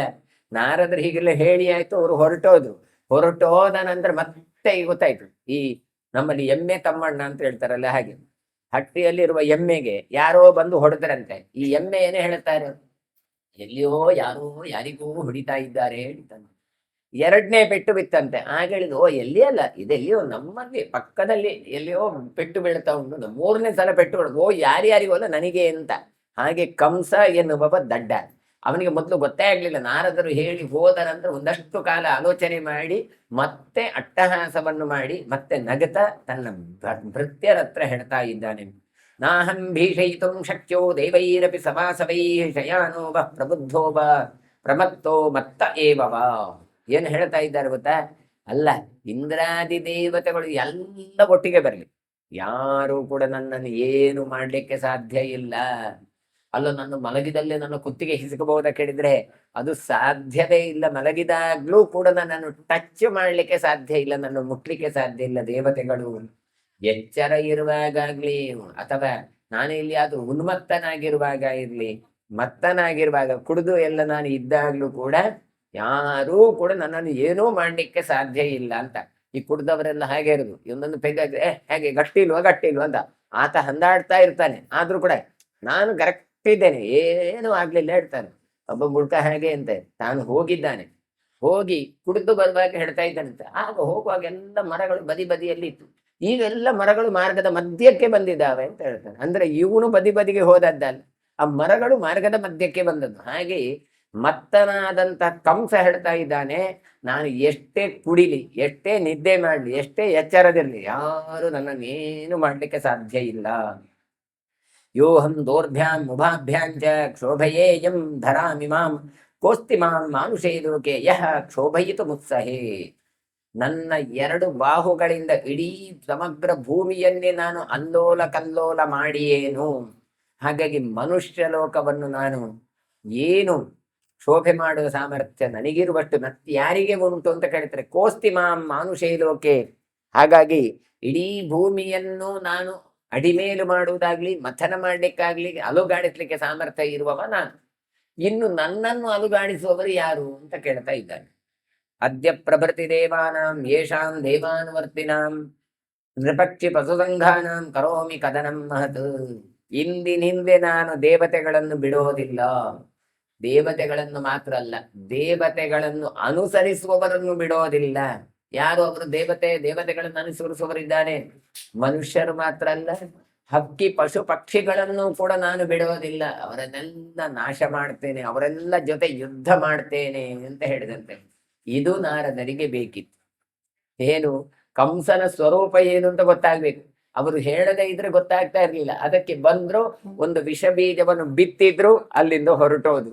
ನಮಗೆ ಇದನ್ನೆಲ್ಲ ನೋಡಿದಾಗ ಯಾಕೆ ಬೇಕಿತ್ತು ನಾರದರಿಗೆ ಅಂತ ಅನಿಸತ್ತೆ. ಆದ್ರೆ ನಾರದರು ದೇವ ಕಾರ್ಯವನ್ನೇ ಎಸಗಿದ್ರೆ ಹೊರತು ತಾವು ತಮಗೆ ಏನ ಬೇಕಾದಂತ ಸ್ವಾರ್ಥ ಕೆಲಸವನ್ನು ಮಾಡಿದವರಲ್ಲ. ಅಜ್ಞಪ್ಯತಾಂ ಹಯಃ ಕೇಶಿ ಪ್ರಲಂಬೋ ಧೇನುಕಸ್ತತ ಅರಿಷ್ಟೋ ವೃಷಭಂಚೈವ ಪೂತನ ಕಾಳಿಯಸ್ತಥ. ಹಾಗಾಗಿ ಎಲ್ರಿಗೂ ಕರೆದು ಒಂದು ಮೀಟಿಂಗ್ ಮಾಡಿದ, ಎಲ್ರಿಗೂ ಆಜ್ಞೆಯನ್ನು ಕೊಟ್ಟ. ನೋಡಿ, ಎಲ್ಲ ಅಲರ್ಟ್ ಆಗಿರ್ಬೇಕು, ಎಲ್ಲ ಜಾಗೃತರಾಗಿರ್ಬೇಕು. ಯಾಕೆ ಗೊತ್ತಾ? ನನ್ನನ್ನು ಕೊಲಿಕೆ ಯಾವುದೋ ಒಬ್ಬನು ಬರ್ತಾನಂತೆ ಅಲ್ಲ, ಅವನು ಯಕಶ್ಚಿತ್, ಅವನು ಏನು ಹೇಳಿದ್ರು ಸುಮ್ಮನೆ ಕೂತ್ಕೊಳ್ಬೇಕಾ ಬೇಡ, ನೆಗ್ಲೆಕ್ಟ್ ಮಾಡ್ಬೇಕಾ ಬೇಡ. ಅಂದ್ರೆ ಬಾಯಲ್ಲಿ ಹೇಳುವಾಗೆ ಅವನೆಲ್ಲ ಯಾವ ಲೆಕ್ಕ ಅಂತ, ಆದ್ರೆ ಒಳಗಿನಿಂದ ಹೆದರಿಕೆ ಉಂಟು. ಹಾಗಾಗಿ ತನ್ನ ಪಡೆಯನ್ನೆಲ್ಲ ಕರೆದಿದ್ದಾನೆ, ಕರೆದು ಹೇಳ್ತಾ ಇದ್ದಾನೆ. ಯಾರಿಗೆಲ್ಲ ಹೇಳಿದ್ದಾನೆ? ಕುದುರೆ ರೂಪದಲ್ಲಿರುವ ಕೇಶಿ, ಪ್ರಲಂಬಾಸುರ, ಧೇನುಕಾಸುರ, ವೃಷಭಾಸುರ, ಅರಿಷ್ಟಾಸುರ, ಪೂತನ, ಕಾಳಿಯ ಎಲ್ಲರನ್ನು ಕರೆದು ತಾನು ಹೇಳ್ತಾ ಇದ್ದಾನೆ, ಎಲ್ಲ ತಯಾರಾಗಿರಿ, ಅಂತಹ ಒಬ್ಬ ಯಾರೋ ಬರ್ತಾನಂತೆ, ಅವನನ್ನು ನಾಶ ಮಾಡಬೇಕು ನಾವೆಲ್ಲ ಸೇರಿ ಅಂತ. ಅಟಧ್ವಂ ಪೃಥಿವೀಂ ಕೃತ್ಸನಾಂ ಯಥೇಷ್ಟಂ ಕಾಮರೂಪಿಣಃ ಪ್ರಹರಧ್ವಂಚ ಸರ್ವೇಷು ಯೇಸ್ಮಾಕಂ ಪಕ್ಷದೂಷಕಾಃ. ನೀವಾದ್ರೆ ಹೇಗೆ ಕಾಮರೂಪಿಗಳು, ನೀವೆಲ್ಲ ಯಾವ ರೂಪ ಬೇಕೋ ಆ ರೂಪವನ್ನು ಧರಿಸಲಿಕ್ಕೆ ಸಾಮರ್ಥ್ಯವುಳ್ಳವರೆಲ್ಲ. ಹಾಗಾಗಿ ನಿಮಗೆ ಮನಸ್ಸು ಬಂದಲ್ಲಿ ಬೇಕಾದಾಗಿ ಗಮ್ಮತ ಮಾಡ್ತಾ ಇಡೀ ಭೂಮಿಯಲ್ಲಿ ನೀವು ಸಂಚಾರ ಮಾಡಿ. ಹಾಗಾದ್ರೆ ಯಾರೆಲ್ಲ ನಮ್ಮ ಅನುಯಾಯಿಗಳಿದ್ದಾರಲ್ಲ, ಅವರನ್ನು ಯಾರೆಲ್ಲ ದೂಷಿಸ್ತಾರಲ್ಲ, ಅವರನ್ನು ಮಾತ್ರ ಬಿಡಬೇಡಿ. ನಮಗೆ ವಿರುದ್ಧರಾದವರನ್ನು ನಾಶ ಮಾಡಿ. ಪ್ರಹರಧ್ವಂಚ ಸರ್ವೇಷು. ಹಾಗಾದ್ರೆ ದೇವತೆಗಳ ಉಪಾಸನೆ ಮಾಡುವವರನ್ನು ಬಿಡಬೇಡಿ, ನಮ್ಮನ್ನು ಬೈಯುವವರನ್ನು ಬಿಡಬೇಡಿ ಅಂತ ಹೇಳ್ತಾ ಇದ್ದಾರೆ. ನಮ್ಮನ್ನು ಬೈಯುವವರು ಹೇಳಿದ್ರೆ ಅವರನ್ನು ಪೂಜೆ ಮಾಡುವವರು ಅಂತ ಅರ್ಥ. ಹಾಗಾಗಿ ಅವರನ್ನು ಹುಡುಕಿ ಬಡೀರಿ, ಅವರನ್ನು ಬಿಡಬೇಡಿ. ಗರ್ಭಸ್ಥಾನ ಅಪಿ ಗತಿರ್ವಿಜ್ಞೇಯ ಭುವಿ ದೇಹಿನಾಂ ನಾರದೇನಹಿ ಗರ್ಭೇಭ್ಯೋ ಭಯನ್ನ ಸಮುದಾಹೃತಂ. ಇನ್ನು ಸಮಸ್ತ ಭೂಮಿಯಲ್ಲಿ ಯಾವ ಯಾವ ಜೀವರು ಯಾವ ಯಾವ ಗರ್ಭದಲ್ಲಿದ್ದಾರಲ್ಲ, ಆ ಗರ್ಭಗಳಿಗೂ ಕೂಡ ಜೀವಗಳ ಅರ್ಹತೆ ಏನು ಅಂತ ತಿಳ್ಕೊಳ್ಳಿ. ನೋಡಿ, ಗರ್ಭಸ್ಥಾನಮಪಿ ಗತಿರ್ವಿಜ್ಞೇಯ ಭುವಿ ದೇಹಿನಾಂ. ಹಾಗಾದ್ರೆ ಮಗು ಹುಟ್ಟಿದ ಮೇಲೆಲ್ಲ, ಮಗು ಹುಟ್ಟುವ ಮೊದಲೇ ಗರ್ಭದಲ್ಲಿರುವ ಮಗು ಹೇಗೆ, ಅದ್ರದ್ದು ಕ್ಯಾರೆಕ್ಟರ್ ಹೇಗೆ, ಅದು ಗಂಡೋ ಹೆಣ್ಣೋ ಏನು ಅಂತ ಏನು ಸ್ಕ್ಯಾನಿಂಗ್ ಮಾಡ್ತೀರಲ್ಲ, ಈ ಸ್ಕ್ಯಾನಿಂಗ್ ಮೆಥಡ್ ಬಂದದ್ದು ಯಾವಾಗ? ಕಂಸನಿಂದಲೇ ಬಂದಿದ್ದು. ಇವಾಗ ಏನು ಬಂದದ್ದಲ್ಲ. ಅವ ಏನು ಹೇಳಿದ್ದಾನೆ?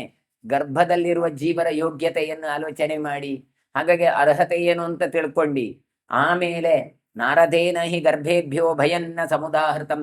ಆ ಗರ್ಭದಿಂದಲೇ ನಮಗೆ ಭಯ ಅಂತ ಹೇಳಿದ್ದು. ಹಾಗಾಗಿ ಅಲ್ಲಿ ಅದನ್ನು ಹಿಚಿಕಿ ನಾಶ ಮಾಡಿ. ನೋಡಿ, ಎಷ್ಟು ಅಷ್ಟಮ ಗರ್ಭ ಅಂತ ಹೇಳಿದಾರಲ್ಲ, ಹಾಗಾಗಿ ಗರ್ಭವನ್ನೇ ಹುಡುಕಿ ಮಾಗೆ ಹುಟ್ಟುವುದೇ ಬರುವುದೇ ಬೇಡ ಅಂತ ಹೇಳ್ತಾ ಇದ್ದಾರೆ. ಭವಂತೋ ಹಿ ಯಥಾಕಂ. ಯಾಕೆ ಗರ್ಭದಲ್ಲಿ ಕೆಲವರು ಯಾರು ಒಳ್ಳೆಯವರು ಯಾರು ಕೆಟ್ಟವರು ಗೊತ್ತಾಗೋದಿಲ್ಲ. ಹಾಗಾಗಿ ನೋಡಿ, ನಿಮ್ಗೆ ಗೊತ್ತಾಗದಿದ್ರೆ ಅದನ್ನು ನಾಶ ಮಾಡಿ.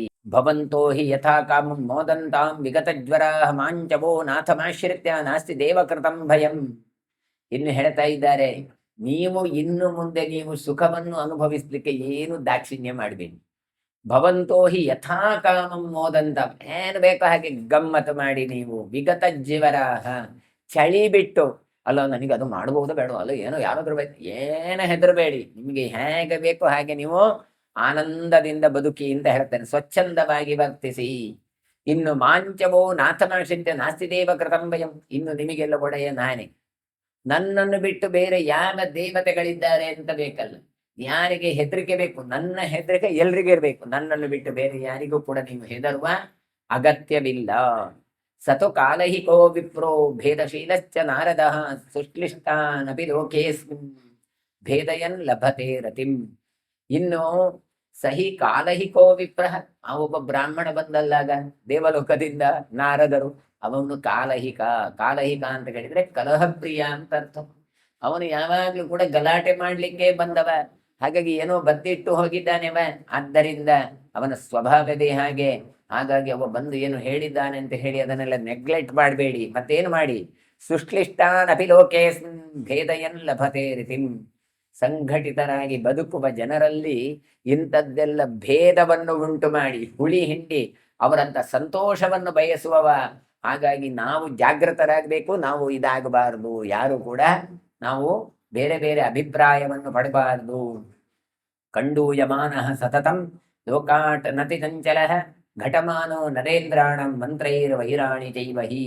ಅವರು ಹೇಳ್ತಾರೆ, ಈ ತುರಿಕೆಯಿಂದಲೇ ಯಾವಾಗ್ಲೂ ಕೂಡ ಲೋಕವನ್ನು ಸಂಚರಿಸ್ತಾನೆ ಆತ ನಾರದ. ಏನು ತುರಿಕೆ? ಕಂಡೂಯಮಾನಃ ಸತತಂ. ಏನಾದ್ರೂ ಕಿವಿಗೆ ಬಿದ್ದರೆ ಅದು ತುರಿಸ್ತಾ ಇರ್ತದೆ ಅವರಿಗೆ. ಯಾರತ್ರ ಆದ್ರೂ ಹೋಗಿ ಹೇಳಬೇಕು ಅಂತ ನಿಲ್ಲೋದೇ ಇಲ್ಲ. ಇಲ್ಲದಿದ್ರೆ ನೋಡಿ, ಅಲ್ಲಿ ಸಭೆ ಆದದ್ದೇ ತಡ.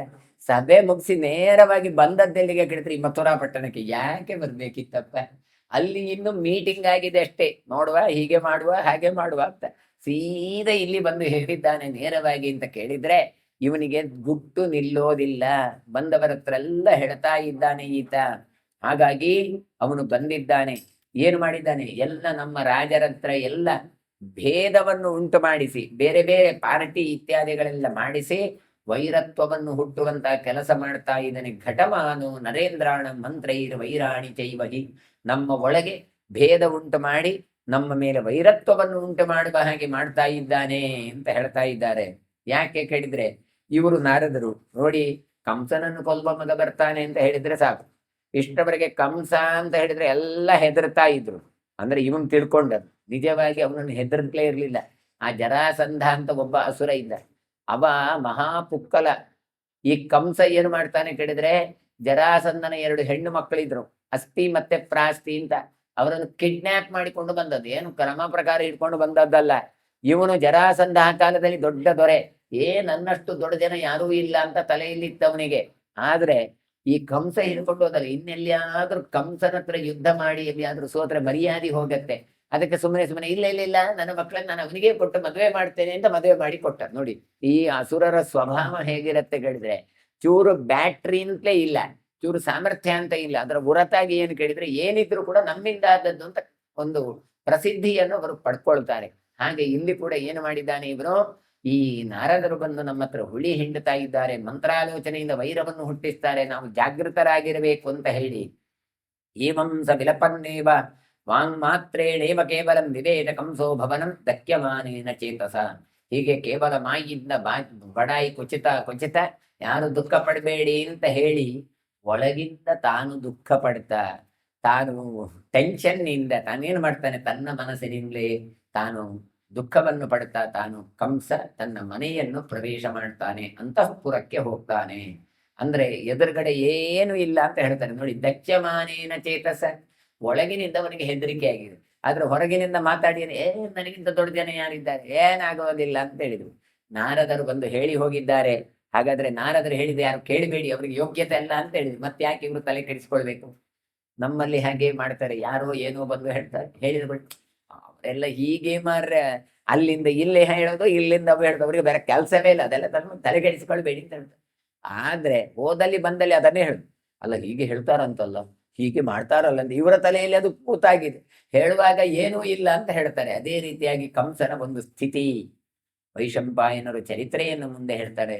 ಸೋ ಅಜ್ಞಾಪಯಿತ ಸಂಕ್ರುದ್ಧ ಸಚಿವಾನ್ ಆತ್ಮನೋಹಿತಾನ್ ಯಥಾ ಭವಂತ ಸರ್ವೇ ವೈ ದೇವಕ್ಯ ಗರ್ಭಕೃಂತನೆ.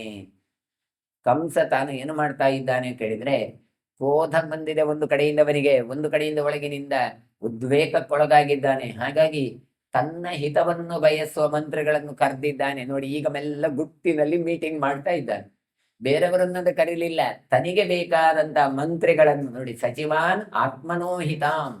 ಈ ಮಂತ್ರಿ ಮಂಡಲದಲ್ಲಿ ಇರಬಹುದು, ಕೆಲವು ಕೆಲಸ ಮಾಡುವಲ್ಲಿ ಕೆಲವರು ನಮಗೆ ಬೇಕಾದಂತ ಜನ ಇರ್ತಾರೆ, ಕೆಲವರು ಸಂಬಳಕ್ಕೋಸ್ಕರ ಮಾಡುವವರು ಇರ್ತಾರೆ. ಇದು ತನಗೇ ಬೇಕಾದಂತ ಖಾಸ ವ್ಯಕ್ತಿಗಳನ್ನು ಕರೆದು ತಾನು ಒಂದು ಸಭೆಯನ್ನು ಮಾಡ್ತಾನೆ, ಮೀಟಿಂಗ್ ಮಾಡ್ತಾನೆ. ಮಂತ್ರ ಯಥಾ ಭವಂತ ಸರ್ವೇ ವೈ ದೇವಕ್ಯ ಗರ್ಭ. ನೋಡಿ, ನೀವೆಲ್ಲ ಆಲೋಚನೆ ಮಾಡಿ, ಎಲ್ಲಿಯಾದ್ರೂ ದೇವಕಿಯ ಗರ್ಭವನ್ನು ನಾಶ ಮಾಡುದು ಏನಾದ್ರೂ ಉಪಾಯ ಇದ್ರೆ ನನಗೆ ಹೇಳಿ. ಅಲ್ಲಿ ಏನ್ ಹೇಳಿದ? ಬಡಾಯಿ ಕೊಚ್ಚಿಕೊಳ್ಳುವವ ಸುಮ್ಮನೆ ತುರಿಸತ್ತೆ ಅವನಿಗೆ ಬಾಯಿ. ಅದಕ್ಕೆ ಬಂದು ಹೇಳಿದ, ನೀವಕ್ಕೆ ತಲೆ ಕೆಡಿಸಿಕೊಳ್ಬೇಡಿ ಅಂತ ಹೇಳಿದ ಕಂಸ. ಇಲ್ಲಿ ಏನು ಮಾಡ್ತಾ ಇದ್ದಾನೆ? ತನ್ನ ಆಪ್ತ ವಲಯವನ್ನು ಕರೆದು, ಅಲ್ಲ ನೀವು ಯಾರಾದ್ರೂ ನೋಡಿ ಆ ದೇವಕಿಯ ಗರ್ಭವನ್ನು ನಾಶ ಮಾಡಬೇಕು ಅಂತ ಹೇಳಿದ. ಪ್ರಥಮ ದೇವ ಹಂತವ್ಯ ಗರ್ಭಾಸ್ತೆ ಸರ್ವಯೇವಹಿ. ನೋಡಿ, ಮೊದಲಿಂದಲೇ ಆ ಗರ್ಭಗಳನ್ನೆಲ್ಲ ನಾಶ ಮಾಡಬೇಕು, ಒಂದನ್ನು ಬಿಡಬಾರದು ಅಂತ ಹೇಳ್ತಾ ಇದ್ದಾರೆ. ಮೂಲ ದೇವತು ಹಂತವ್ಯ ಸೋನರ್ಥೋ ಯತ್ರ ಸಂಚಯ. ನಾವು ಇವತ್ತು ಆ ಮೂಲವನ್ನೇ ನಾಶ ಮಾಡಲಿಲ್ಲ ಹೇಳಿದರೆ ನಾಳೆ ಅದು ವಿಸ್ತೃತವಾಗಿ ನಮಗೆ ತೊಂದರೆ ಆಗತ್ತೆ. ಈ ರೋಗ ಮತ್ತೆ ಶತ್ರುಗಳನ್ನು ಅದು ಆರಂಭದಲ್ಲೇ ಚಿಬಿಟಿ ಹಾಕಬೇಕು. ಅದು ಇರ್ಲಿ ಸ್ವಲ್ಪ ರೋಗ ಗುಣ ಆಗ್ಲಿ ಅಂತ 3rd ಸ್ಟೇಜ್ ಹೋಗ್ಲಿ 4th ಸ್ಟೇಜ್ ಹೋಗ್ಲಿ ಅಂತ ಹೋದ್ರೆ ಮತ್ತೆ ನಮ್ಮನ್ನೇ ಗಾಡಿ ತೆಗೆದು ಸ್ಟಾರ್ಟಿಂಗ್ ಸ್ಟೇಜಲ್ಲೇ ಅದಕ್ಕೆ ಟ್ರೀಟ್ಮೆಂಟ್ ಕೊಡ್ತೇವೆ. ಅದೇ ರೀತಿಯಾಗಿ ಶತ್ರುಗಳಿಗೂ ಕೂಡ. ಹಾಗಾಗಿ ಮೊದಲನೆಯ ಗರ್ಭದಿಂದಲೇ ಅದಕ್ಕೆ ನಾಶ ಮಾಡುವ ಕೆಲಸವನ್ನು ನಾವು ಮಾಡಬೇಕು, ಮೂಲದಿಂದಲೇ ಕೊಲ್ತಾ ಹೋಗಬೇಕು. ದೇವಕೀ ಚ ಗೃಹೇ ಗೋಪ್ಯ ಪ್ರಚ್ಛನೈರಭಿರಕ್ಷಿತ ಸ್ಥೈರಂ ಚರಂದ ವಿಸ್ತ್ರಬ್ಧ ಗರ್ಭಕಾಲೇ ಚ ರಕ್ಷತಾಂ. ಹಾಗಾಗಿ ದೇವಕಿಯ ಮನೆಯಲ್ಲಿಯೇ ಯಾರಾದರೂ ನಮ್ಮವರು ಸೇರಿಕೊಳ್ಬೇಕು. ಅವಳಿಗೆ ಗೊತ್ತವೇ ಆಗಬಾರ್ದು, ಮೋಸದಿಂದ ಅವಳನ್ನು ರಕ್ಷಣೆ ಮಾಡಿದ ಹಾಗೆ ನಾಟಕ ಮಾಡಬೇಕು ಅಂತ ಹೇಳ್ತಾ ಇದ್ದಾರೆ. ಆದರೆ ಅವಳಿಗೆ ಗೊತ್ತಾಗಬಾರ್ದು. ಅವಳು ಹೇಗಿರ್ಬೇಕು ಹೇಳಿದ್ರೆ, ಸ್ವೈರಂ ಚರಂತ ವಿಸ್ರಬ್ಧ. ಸ್ವೈರಂ ಯಥೇಚ್ಛವಾಗಿ ಎಲ್ಲಿ ಬೇಕಾದ್ರೂ ಹೋಗ್ಲಿ, ರಿಸ್ಟ್ರಿಕ್ಷನ್ ಇಲ್ಲ. ಅಲ್ಲಿ ಬೇಕಾದ್ರೂ ಹೋಗ್ಲಿ, ಇಲ್ಲಿ ಬೇಕು. ಆದ್ರೆ ಎಲ್ಲ ಕಣ್ಣಿಡ್ಬೇಕು. ಅವಳು ಎಲ್ಲಿ ಹೋಗ್ತಾಳೆ, ಏನು ಮಾಡ್ತಾಳೆ ಎಲ್ಲ ತಿಳ್ಕೊಳ್ಬೇಕು. ಎಲ್ಲ ಕಡೆ ಅವರು ಹೋಗ್ಲಿ. ಆದ್ರೆ ಅವಳು ಗರ್ಭ ಧರಿಸಿದ್ಲು ಅಂತ ಆದ್ರೆ ಆಗ ನೀವು ಏನ್ ಮಾಡ್ಬೇಕು? ಆ ಗರ್ಭವನ್ನು ಉಳಿಸಬಾರ್ದು. ಗರ್ಭಕಾಲೇ ಚ ರಕ್ಷತಾಂ. ಗರ್ಭ ಧರಿಸಿದ್ರು ಅಂತಾದ್ರೆ ಅವಳನ್ನು ಎಲ್ಲಿಗೂ ಬಿಡಬಾರ್ದು. ಅಷ್ಟರವರೆಗೆ ಬಿಟ್ಟು ಬಿಡಿ ನೀವು. ಈಗ ಗರ್ಭಧಾರಣೆ ಮಾಡಿದ್ಲ, ಆಮೇಲೆ ಭಾರಿ ಹದ್ದಿನ ಕಣ್ಣನ್ನು ಆಕೆಯ ಮೇಲೆ ಇಡಬೇಕು. ಮಾಸಾನ್ವೈ ಪುಷ್ಟಮಾಸಾದೀನ್ ಗಣಯಂತು ಮಮ ಸ್ತ್ರೀಯ ಪರಿಣಾಮೇತು ಗರ್ಭಸ್ಯ ಶೇಷಂ ಜ್ಞಾಸ್ಯಾಮಹೇ ವಯಂ. ನನ್ನ ಪರಿವಾರವಾದಂತಹ ಸ್ತ್ರೀಯರಿದ್ದಾರಲ್ಲ, ಅವರೆಲ್ಲ ದೇವಕಿಯ ಪರಿಚಾರಕ್ಕೆ ಹೋಗಬೇಕು. ಅವರು ಏನ್ ಮಾಡಬೇಕು? ಅವರು ಲೆಕ್ಕಾಚಾರ ಇಡಬೇಕು. ಇವಳು ಯಾವಾಗ ಮುಟ್ಟಾಗಿದ್ದಾಳೆ, ಆಗ್ಲಿಲ್ಲ, ಗರ್ಭಧಾರಣೆ ಮಾಡಿದಾಳೆ ಅಂತ ಎಲ್ಲ ಲೆಕ್ಕ ಮಾಡಿ ನೋಡಿ. ಮಾಸಾದೀನ್ ಗಣಯಂತು ಮಮ ಸ್ತ್ರೀಯ. ನನ್ನ ಅಂತಃಪುರದ ಸ್ತ್ರೀಯರೆಲ್ಲ ದೇವಕಿಯ ಪರಿಚಾರಕ್ಕೆ ನಿಲ್ಲಬೇಕು. ಆಕೆ ಗೊತ್ತಾಗದ ಹಾಗೆ ಆಕೆಯ ದಿನವನ್ನೆಲ್ಲ ಲೆಕ್ಕ ಮಾಡಬೇಕು. ಲೆಕ್ಕ ಎಲ್ಲ ಮಾಡಿ ಪರಿಣಾಮೇತು ಗರ್ಭ ಶೇಷಂ ನ್ಯಾಸ್ಯಾಮಹೇ ವಯಂ. ಗರ್ಭದ ಬೆಳವಣಿಗೆಯನ್ನೆಲ್ಲ ನಾವು ಉಳಿದದ್ದನ್ನು ತಿಳ್ಕೊಳ್ಬೇಕು. ನೋಡಿ, ತಿಳ್ಕೊಂಡು ಆಮೇಲೆ ಏನು ಮಾಡಬೇಕು ಅಂತ ಆಲೋಚನೆ ಮಾಡುವ ಅಂತ. ನೋಡಿ ಎಷ್ಟು ಆಲೋಚನೆ ಮಾಡ್ತಾ ಇದ್ದಾರೆ. ಮಗು ಹುಟ್ಟಿದ ಮೇಲೆಲ್ಲ ಮತ್ತೆ ಇವರು ಸೇರುದು ಯಾವಾಗ, ಮುಟ್ಟು ನಿಲ್ಲೋದು ಯಾವಾಗ, ಅಲ್ಲಿಂದ ಲೆಕ್ಕಾಚಾರವನ್ನು ಮಾಡ್ತಾ ಇದ್ದಾನೆ ಕಂಸ. ವಸುದೇವಶ್ಚ ಸಂರಕ್ಷ್ಯ ಸ್ತ್ರೀನಾಥಾಸು ಭೂಮಿಷು ಅಪ್ರಯತ್ನೈರ್ಮಹಿತೈಃ ರಾತ್ರಾವಹನಿ ಚೈವ ಹಿ ತ್ರಿಭಿರ್ವರ್ಷೈಃ ವರಶ್ಚೈವ ವಕ್ತವ್ಯಂ ನತು ಕಾರಣಂ. ಹಾಗಾದ್ರೆ ಏನು ಮಾಡಬೇಕು? ಹೆಣ್ಣು ಮಕ್ಕಳಿರುವ ಸ್ಥಳಗಳಲ್ಲಿ ಎಲ್ಲ ವಸುದೇವನನ್ನು ಗಮನ ಇಟ್ಟು ನೀವು ರಕ್ಷಿಸಬೇಕು ಅಂತ ಹೇಳ್ತಾರೆ. ಇವ ಏನ್ ಹೇಳಿದ? ನನ್ನ ಹೆದರಿಕೆ ಮಾತ್ರ ಇರ್ಬೇಕು ಜನರಿಗೆ, ಯಾರದು ಇರಬಹುದು, ನನ್ನಷ್ಟು ಬಿಟ್ಟು ಬೇರೆ ಯಾರು ಇಲ್ಲ ಹೇಳಿದ. ನಾನೇ ದೇವರು ಅಂತ ಹೇಳ್ತಾ ಬಂದವ. ಅಷ್ಟೆಲ್ಲ ಇದ್ದವ ಇವು ಯಾಕೆ ಹೆದರಬೇಕು ಅಂದ್ರೆ ಒಳಗಿನಿಂದ ಅವನಿಗೆ ಹೆದರಿಕೆ ಆರಂಭ ಆಗಿದೆ. ಹೆದರಿನಿಂದ ಹೀಗೆ ಹೇಳ್ತಾ ಇದ್ದಾನೆ. ಈಗ ಹೇಳ್ತಾನೆ, ವಸುದೇವರನ್ನು ಸಂರಕ್ಷ್ಯ ಸ್ತ್ರೀ ಸನಾಥಾಸು ಭೂಮಿಷು. ಸ್ತ್ರೀಯರೆಲ್ಲ ಇರುವಲ್ಲೆಲ್ಲ ಇವನನ್ನು ತುಂಬಾ ಜಾಗ್ರತೆಯಾಗಿ ನೋಡ್ಕೊಳ್ಬೇಕು. ಎಂದೂ ಪ್ರಮಾದವನ್ನು ನನ್ನ ಭೃತ್ಯರು ಮಾಡಬಾರದು. ಅಂದ್ರೆ ಏನು? ಹೋಗ್ಲಿ ಬಿಡಿಯಪ್ಪ ಅಂತ ಹೇಳಿ, ಇಲ್ಲ ಇಲ್ಲ, ಮೈ ಎಚ್ಚರವನ್ನು ತಪ್ಪಿಕೊಳ್ಬಾರದು. ಮತ್ತೆ ನನ್ನನ್ನು ಹಗಲು ರಾತ್ರಿ ನನ್ನ ಒಳಿತನ್ನು ಇಚ್ಛಿಸುವಂತ ಯಾವ ಈ ಕೆಲಸದವರಿದ್ದಾರಲ್ಲ, ಇವರಿರುವರು ಕೂಡ ಅವರನ್ನು ರಕ್ಷಣೆ ಮಾಡಬೇಕು. ಅಂದ್ರೆ ನನ್ನ ಜನರು ಆ ವಸುದೇವನನ್ನು ಮತ್ತೆ ದೇವಕಿಯನ್ನು ರಕ್ಷಿಸಬೇಕು. ಮತ್ತೆ ದೇವಕಿ ಮತ್ತೆ ವಸುದೇವರು ಸ್ತ್ರೀಯರಿಂದಾಗಲಿ ಅಥವಾ ನಪುಂಸಕರಿಂದಾಗಲಿ ಅವರನ್ನು ರಕ್ಷಣೆ ಮಾಡಬೇಕು. ನೋಡಿ ಎಷ್ಟು ಆಲೋಚನೆ ಮಾಡಿದ್ದಾರೆ ನೋಡಿ. ಅಪ್ರಯತ್ನೇರ್ ಮಹಿಮತೈ ರಾತ್ರ ವಹನಿ ಜೈವಹಿ ಸ್ತ್ರೀ ವರ್ಷೇ ವರೈಹಿ ಜೈವ ವಕ್ತವ್ಯಂ ನತು ಕಾರಣಂ. ಹಾಗಾದ್ರೆ ಇವರನ್ನು ನೋಡಿಕೊಳ್ಳಿಕ್ಕೆ ಅಂತ ಜನ ಬೇಕು ಹೇಳಿದ್ರೆ ಹೆಣ್ಣು ಮಕ್ಕಳನ್ನು ಹಾಕಿ. ಈಗ ಇವನಿಗೆ ಬಂದದ್ದೇನು? ಅಷ್ಟಮ ಗರ್ಭ ಯಾರದ್ದು? ದೇವಕಿದ್ದು. ಹಾಗಾಗಿ ಅವನ ಹೆದರಿಕೆ ಇಲ್ಲ. ಹಾಗಾಗಿ ಅವರ ಸ್ತ್ರೀಯೊಟ್ಟಿಗೆ ಎಲ್ಲಿ ಬೇಕಾದ್ರೆ ತಿರುಗಿಕೊಳ್ಳಿ, ಆದ್ರೆ ದೇವಕಿಯನ್ನು ಕಣ್ಗಾವಲ ಇಡಬೇಕು. ಹಾಗಾಗಿ ದೇವಕಿಯನ್ನು ಮತ್ತೆ ವಸುದೇವನನ್ನು ನೋಡಿಕೊಳ್ಬೇಕು. ಆ ವಸುದೇವನನ್ನು ನೋಡಿಕೊಂದಿಷ್ಟು ಹೆಣ್ಮಕ್ಕಳನ್ನು ಹಾಕಿ, ನಪುಂಸಕರನ್ನು ಹಾಕಿ ಬೇಕಾದ್ರೆ. ಯಾಕೆ ಕೇಳಿದ್ರೆ ಅದ್ರಿಂದ ಏನೂ ತೊಂದರೆ ಆಗೋದಿಲ್ಲ. ಇದೆಲ್ಲವನ್ನು ಆಲೋಚನೆ ಮಾಡಿದ್ದಾನೆ ಕಂಸ. ಹಾಗಾಗಿ ಹೇಳ್ತಾ ಇದ್ದಾನೆ, ಹಾಗಾಗಿ ಅವರಿಗೆ ಕಾರಣ ಮಾತ್ರ ಹೇಳಬಾರ್ದು, ಗೊತ್ತಾಗಬಾರ್ದು. ಯಾರಿಗೆ ನೋಡಿಕೊಳ್ಳುವವರಿಗೂ ಕಾರಣ ಹೇಳಬೇಡಿ, ನೀವಿಷ್ಟು ಅಬ್ಸರ್ವ್ ಮಾಡಿ ಅಂತ ಅಷ್ಟೇ ತಾನು ವ್ಯವಸ್ಥೆಯನ್ನು ಮಾಡಿದ್ದಾನೆ. ವಸುದೇವನ ಸನ್ನಿಧಿಯಲ್ಲಿ ಆ ಪ್ರಸವ ಎನ್ನುವಂಥದ್ದು ಆಗಬಾರದು ಎನ್ನುವಂಥದ್ದು ಇವನ ಅಭಿಪ್ರಾಯ. ಏಷ ಮಾನಸಕೋ ಯತ್ನ ಮಾನುಷೈರೇವ ಸಾಧ್ಯತೆ ಶೂಯತಾಂ ಏನ ದೈವಂ ಹಿ ಮದ್ವಿಧೈ ಪ್ರತಿಹನ್ಯತೆ. ಇವರೆಲ್ಲ ಮನುಷ್ಯ ಲೋಕದವರು, ಹಾಗಾಗಿ ಮನುಷ್ಯ ಪ್ರಯತ್ನವನ್ನು ಮಾಡುವವರು. ಹಾಗಾಗಿ ಇಂಥದ್ದೆಲ್ಲ ಪದ್ಧತಿಯನ್ನು ಅನುಸರಿಸ್ತಾರಲ್ಲ, ಹಾಗಾಗಿ ನಾವು ಕೂಡ ಅದನ್ನು ಅನುಸರಿಸಬೇಕು. ಇದೆಲ್ಲ ಮಾನುಷ ಪ್ರಯತ್ನ ಅಂತ ಹೇಳಿ ಆದ್ದರಿಂದ ತಿಳ್ಕೊಳ್ಳಿ. ಆದ್ರೆ ನನ್ನಂತಹ ವ್ಯಕ್ತಿಗಳಿಂದ ದೈವ ಉಂಟಲ್ಲ, ಆಕೆ ಏನು ಮಾಡ್ಲಿಕ್ಕೆ ಸಾಧ್ಯ ಇಲ್ಲ. ಹಾಗಾಗಿ ನನ್ನಂತ ವ್ಯಕ್ತಿಗಳಿಂದ ನಾಶಪಡಿಸ್ಲಿಕ್ಕೆ, ದೈವವನ್ನು ನಾಶಪಡಿಸ್ಲಿಕ್ಕೆ ಆಗತ್ತೆ ಅಂತ ಹೇಳ್ತಾ ಇದ್ದಾನೆ. ಅಂದ್ರೆ ಮನುಷ್ಯರಾಗಿದ್ದವರು ಮನುಷ್ಯ ಪ್ರಯತ್ನವನ್ನು ಮಾಡಿ ದೈವವನ್ನು ನಾನು ನೋಡಿಕೊಳ್ತೇನೆ ಎನ್ನುವ ಅಭಿಪ್ರಾಯ. ಮಂತ್ರಗ್ರಾಮೈ ಸುವಿಹಿತೈ ಔಷಧೈಶ್ಚ ಸುಯೋಜಿತೈ ಯಸ್ತೇನ ಚಾನುಕೂಲ್ಯೇನ ದೈವಮಪ್ಯತಿವರ್ತತೆ. ಯಾವ ಯಾವ ಕೃತ್ರಿಮವಾದ ವಸ್ತುಗಳು ಉಂಟಲ್ಲ, ಮಂತ್ರಗಳು ಉಂಟಲ್ಲ, ಅದೆಲ್ಲವನ್ನು ಮಾಡಿ ಯಾವುದಕ್ಕೆ? ದೇವಕಿಯ ಗರ್ಭಕ್ಕೆ. ಮಾಟ ಮಂತ್ರ ಏನಿದ್ರು ಮಾಡಿ ಅಂತ ಹೇಳ್ತಾರೆ. ಇಷ್ಟು ಮಾಲ ಸುವಿಹಿತೈ ಔಷಧೈಶ್ಚ, ಆ ಗರ್ಭನಾಶ ಮಾಡುವಂತ ಔಷಧಗಳಿದ್ರೆ ಅದೆಲ್ಲ ಪ್ರಯೋಗಗಳನ್ನು ಮಾಡಿ, ಮಾಟ ಮಂತ್ರಗಳಿಂದ ಆಗ್ಬೋದು, ಏನೂ ಆಗ್ಬೋದು. ಇದರಿಂದಾಗಿ ಗರ್ಭಪಾತ ಆಗಬೇಕು, ಅದಕ್ಕೆ ಏನು ಬೇಕೋ ಅದನ್ನು ಮಾಡಿ. ಎಸ್ತೇನ ಚಾನುಕೂಲ್ಯೇನ, ಔಷಧಿಗಳಿಂದ ಸರಿಯಾಗಿ ಚಿಕಿತ್ಸೆ ನೀಡಿಸ್ಲಿಲ್ಲ ಅಂತಾದ್ರೆ ಆ ಗರ್ಭ ಹೇಗೆ ನಾಶ ಆಗಬಹುದು? ಆ ರೀತಿಯಾಗಿ ಮಾಡಿ. ಆಗ ದೈವಮಪ್ಯತಿವರ್ತದೆ ಅಂತ ದೈವ ಕೂಡ ಏನು ಮಾಡುತ್ತೆ? 8ನೇ ಗರ್ಭ ಹೇಳಿದ್ರೆ ಮಾತು ಮಾಡಿ ಮಾಟ ಮಾಡಿ ಏನೇ ಮಾಡಿ ಆ ಮಗುವನ್ನೊಂದು ಬಿಟ್ಟು ಬಿಡಿ, ಅಂದ್ರೆ ಬದುಕಲಿಕ್ಕೆ ಬಿಡಬೇಡಿ. ಆಗ ವೈಶಂಪಾಯನರು ಹೇಳ್ತಾರೆ, ಏವಂ ಸ ಯತ್ನವಾನ್ ಕಂಸೋ ದೇವಕಿ ಗರ್ಭಕೃಂತನೆ ಭಯೇನ ಮಂತ್ರಯಾಮಾಸ ಶ್ರುತಾರ್ಥೋ ನಾರದಾತ್ ಸವೈ. ನೋಡಿ, ಇದೆಲ್ಲ ಯಾವಾಗ? ಮಗು ಹುಟ್ಟುವ ಮೊದಲೇ ತಾನು ಆಲೋಚನೆ ಮಾಡಿದ್ದಾನೆ.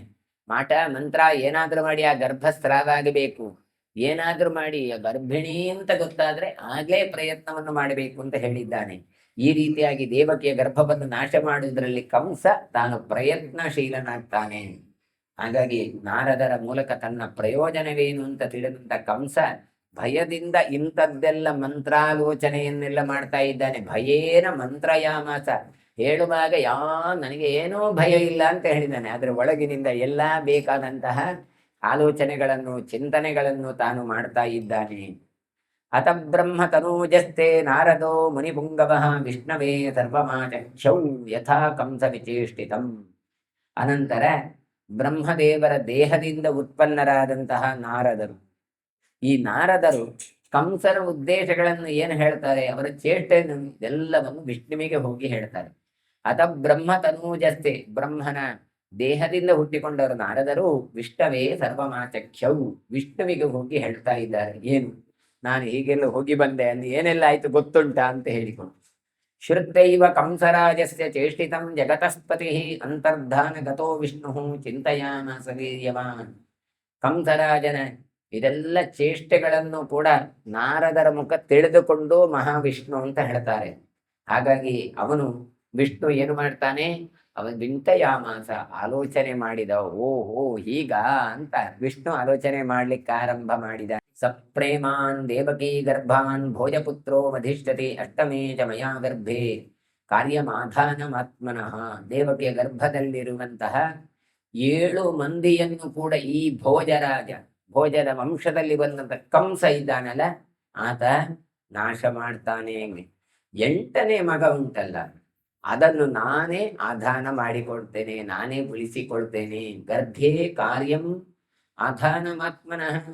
8ನೆಯ ದೇವಕಿ ಗರ್ಭವನ್ನು ನಾಶ ಮಾಡದಾಗೆ ನಾನು ನೋಡಿಕೊಳ್ತೇನೆ ಅಂತ ಆಲೋಚನೆ ಮಾಡ್ತಾನೆ.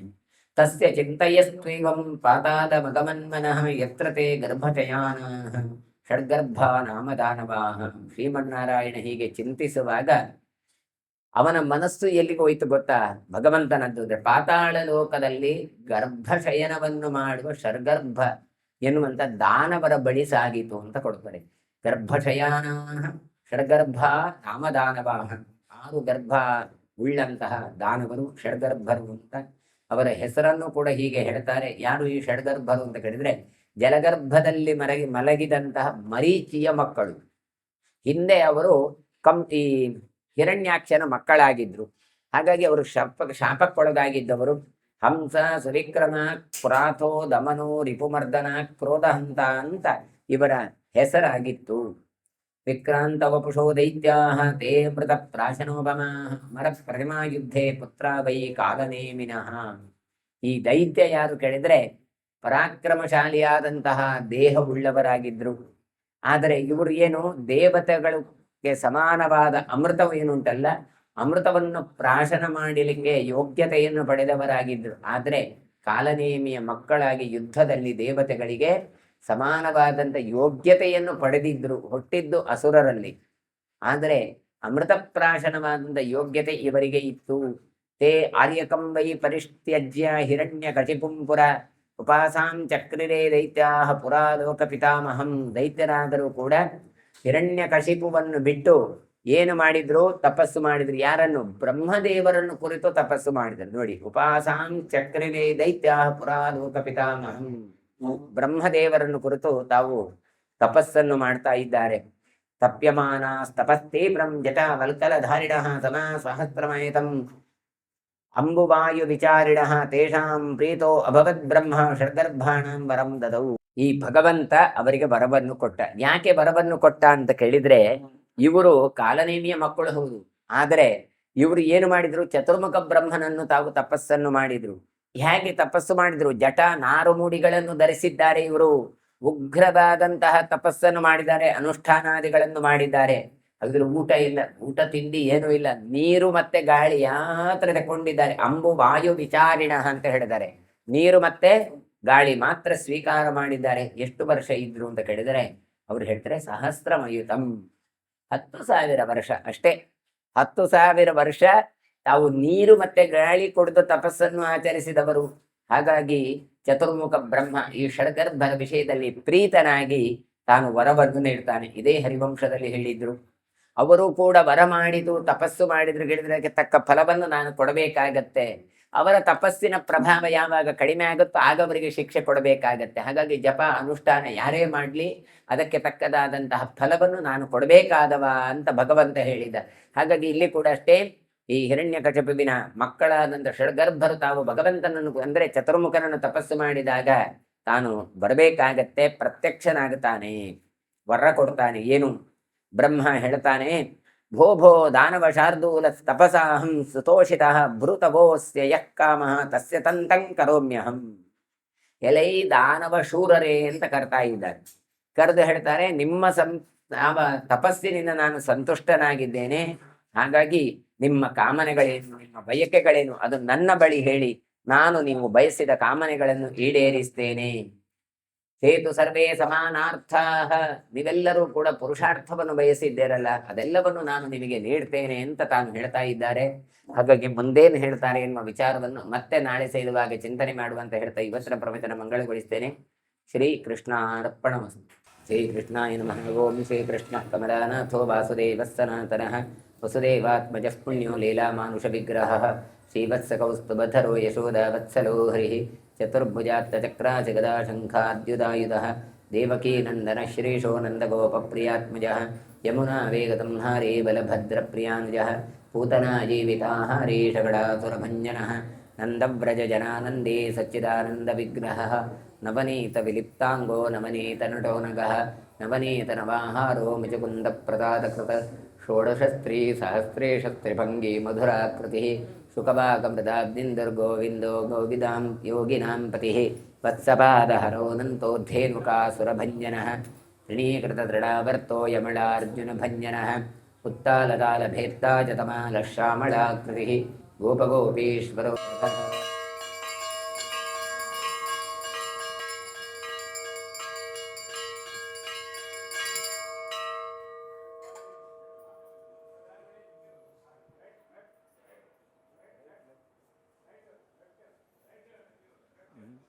Đấy.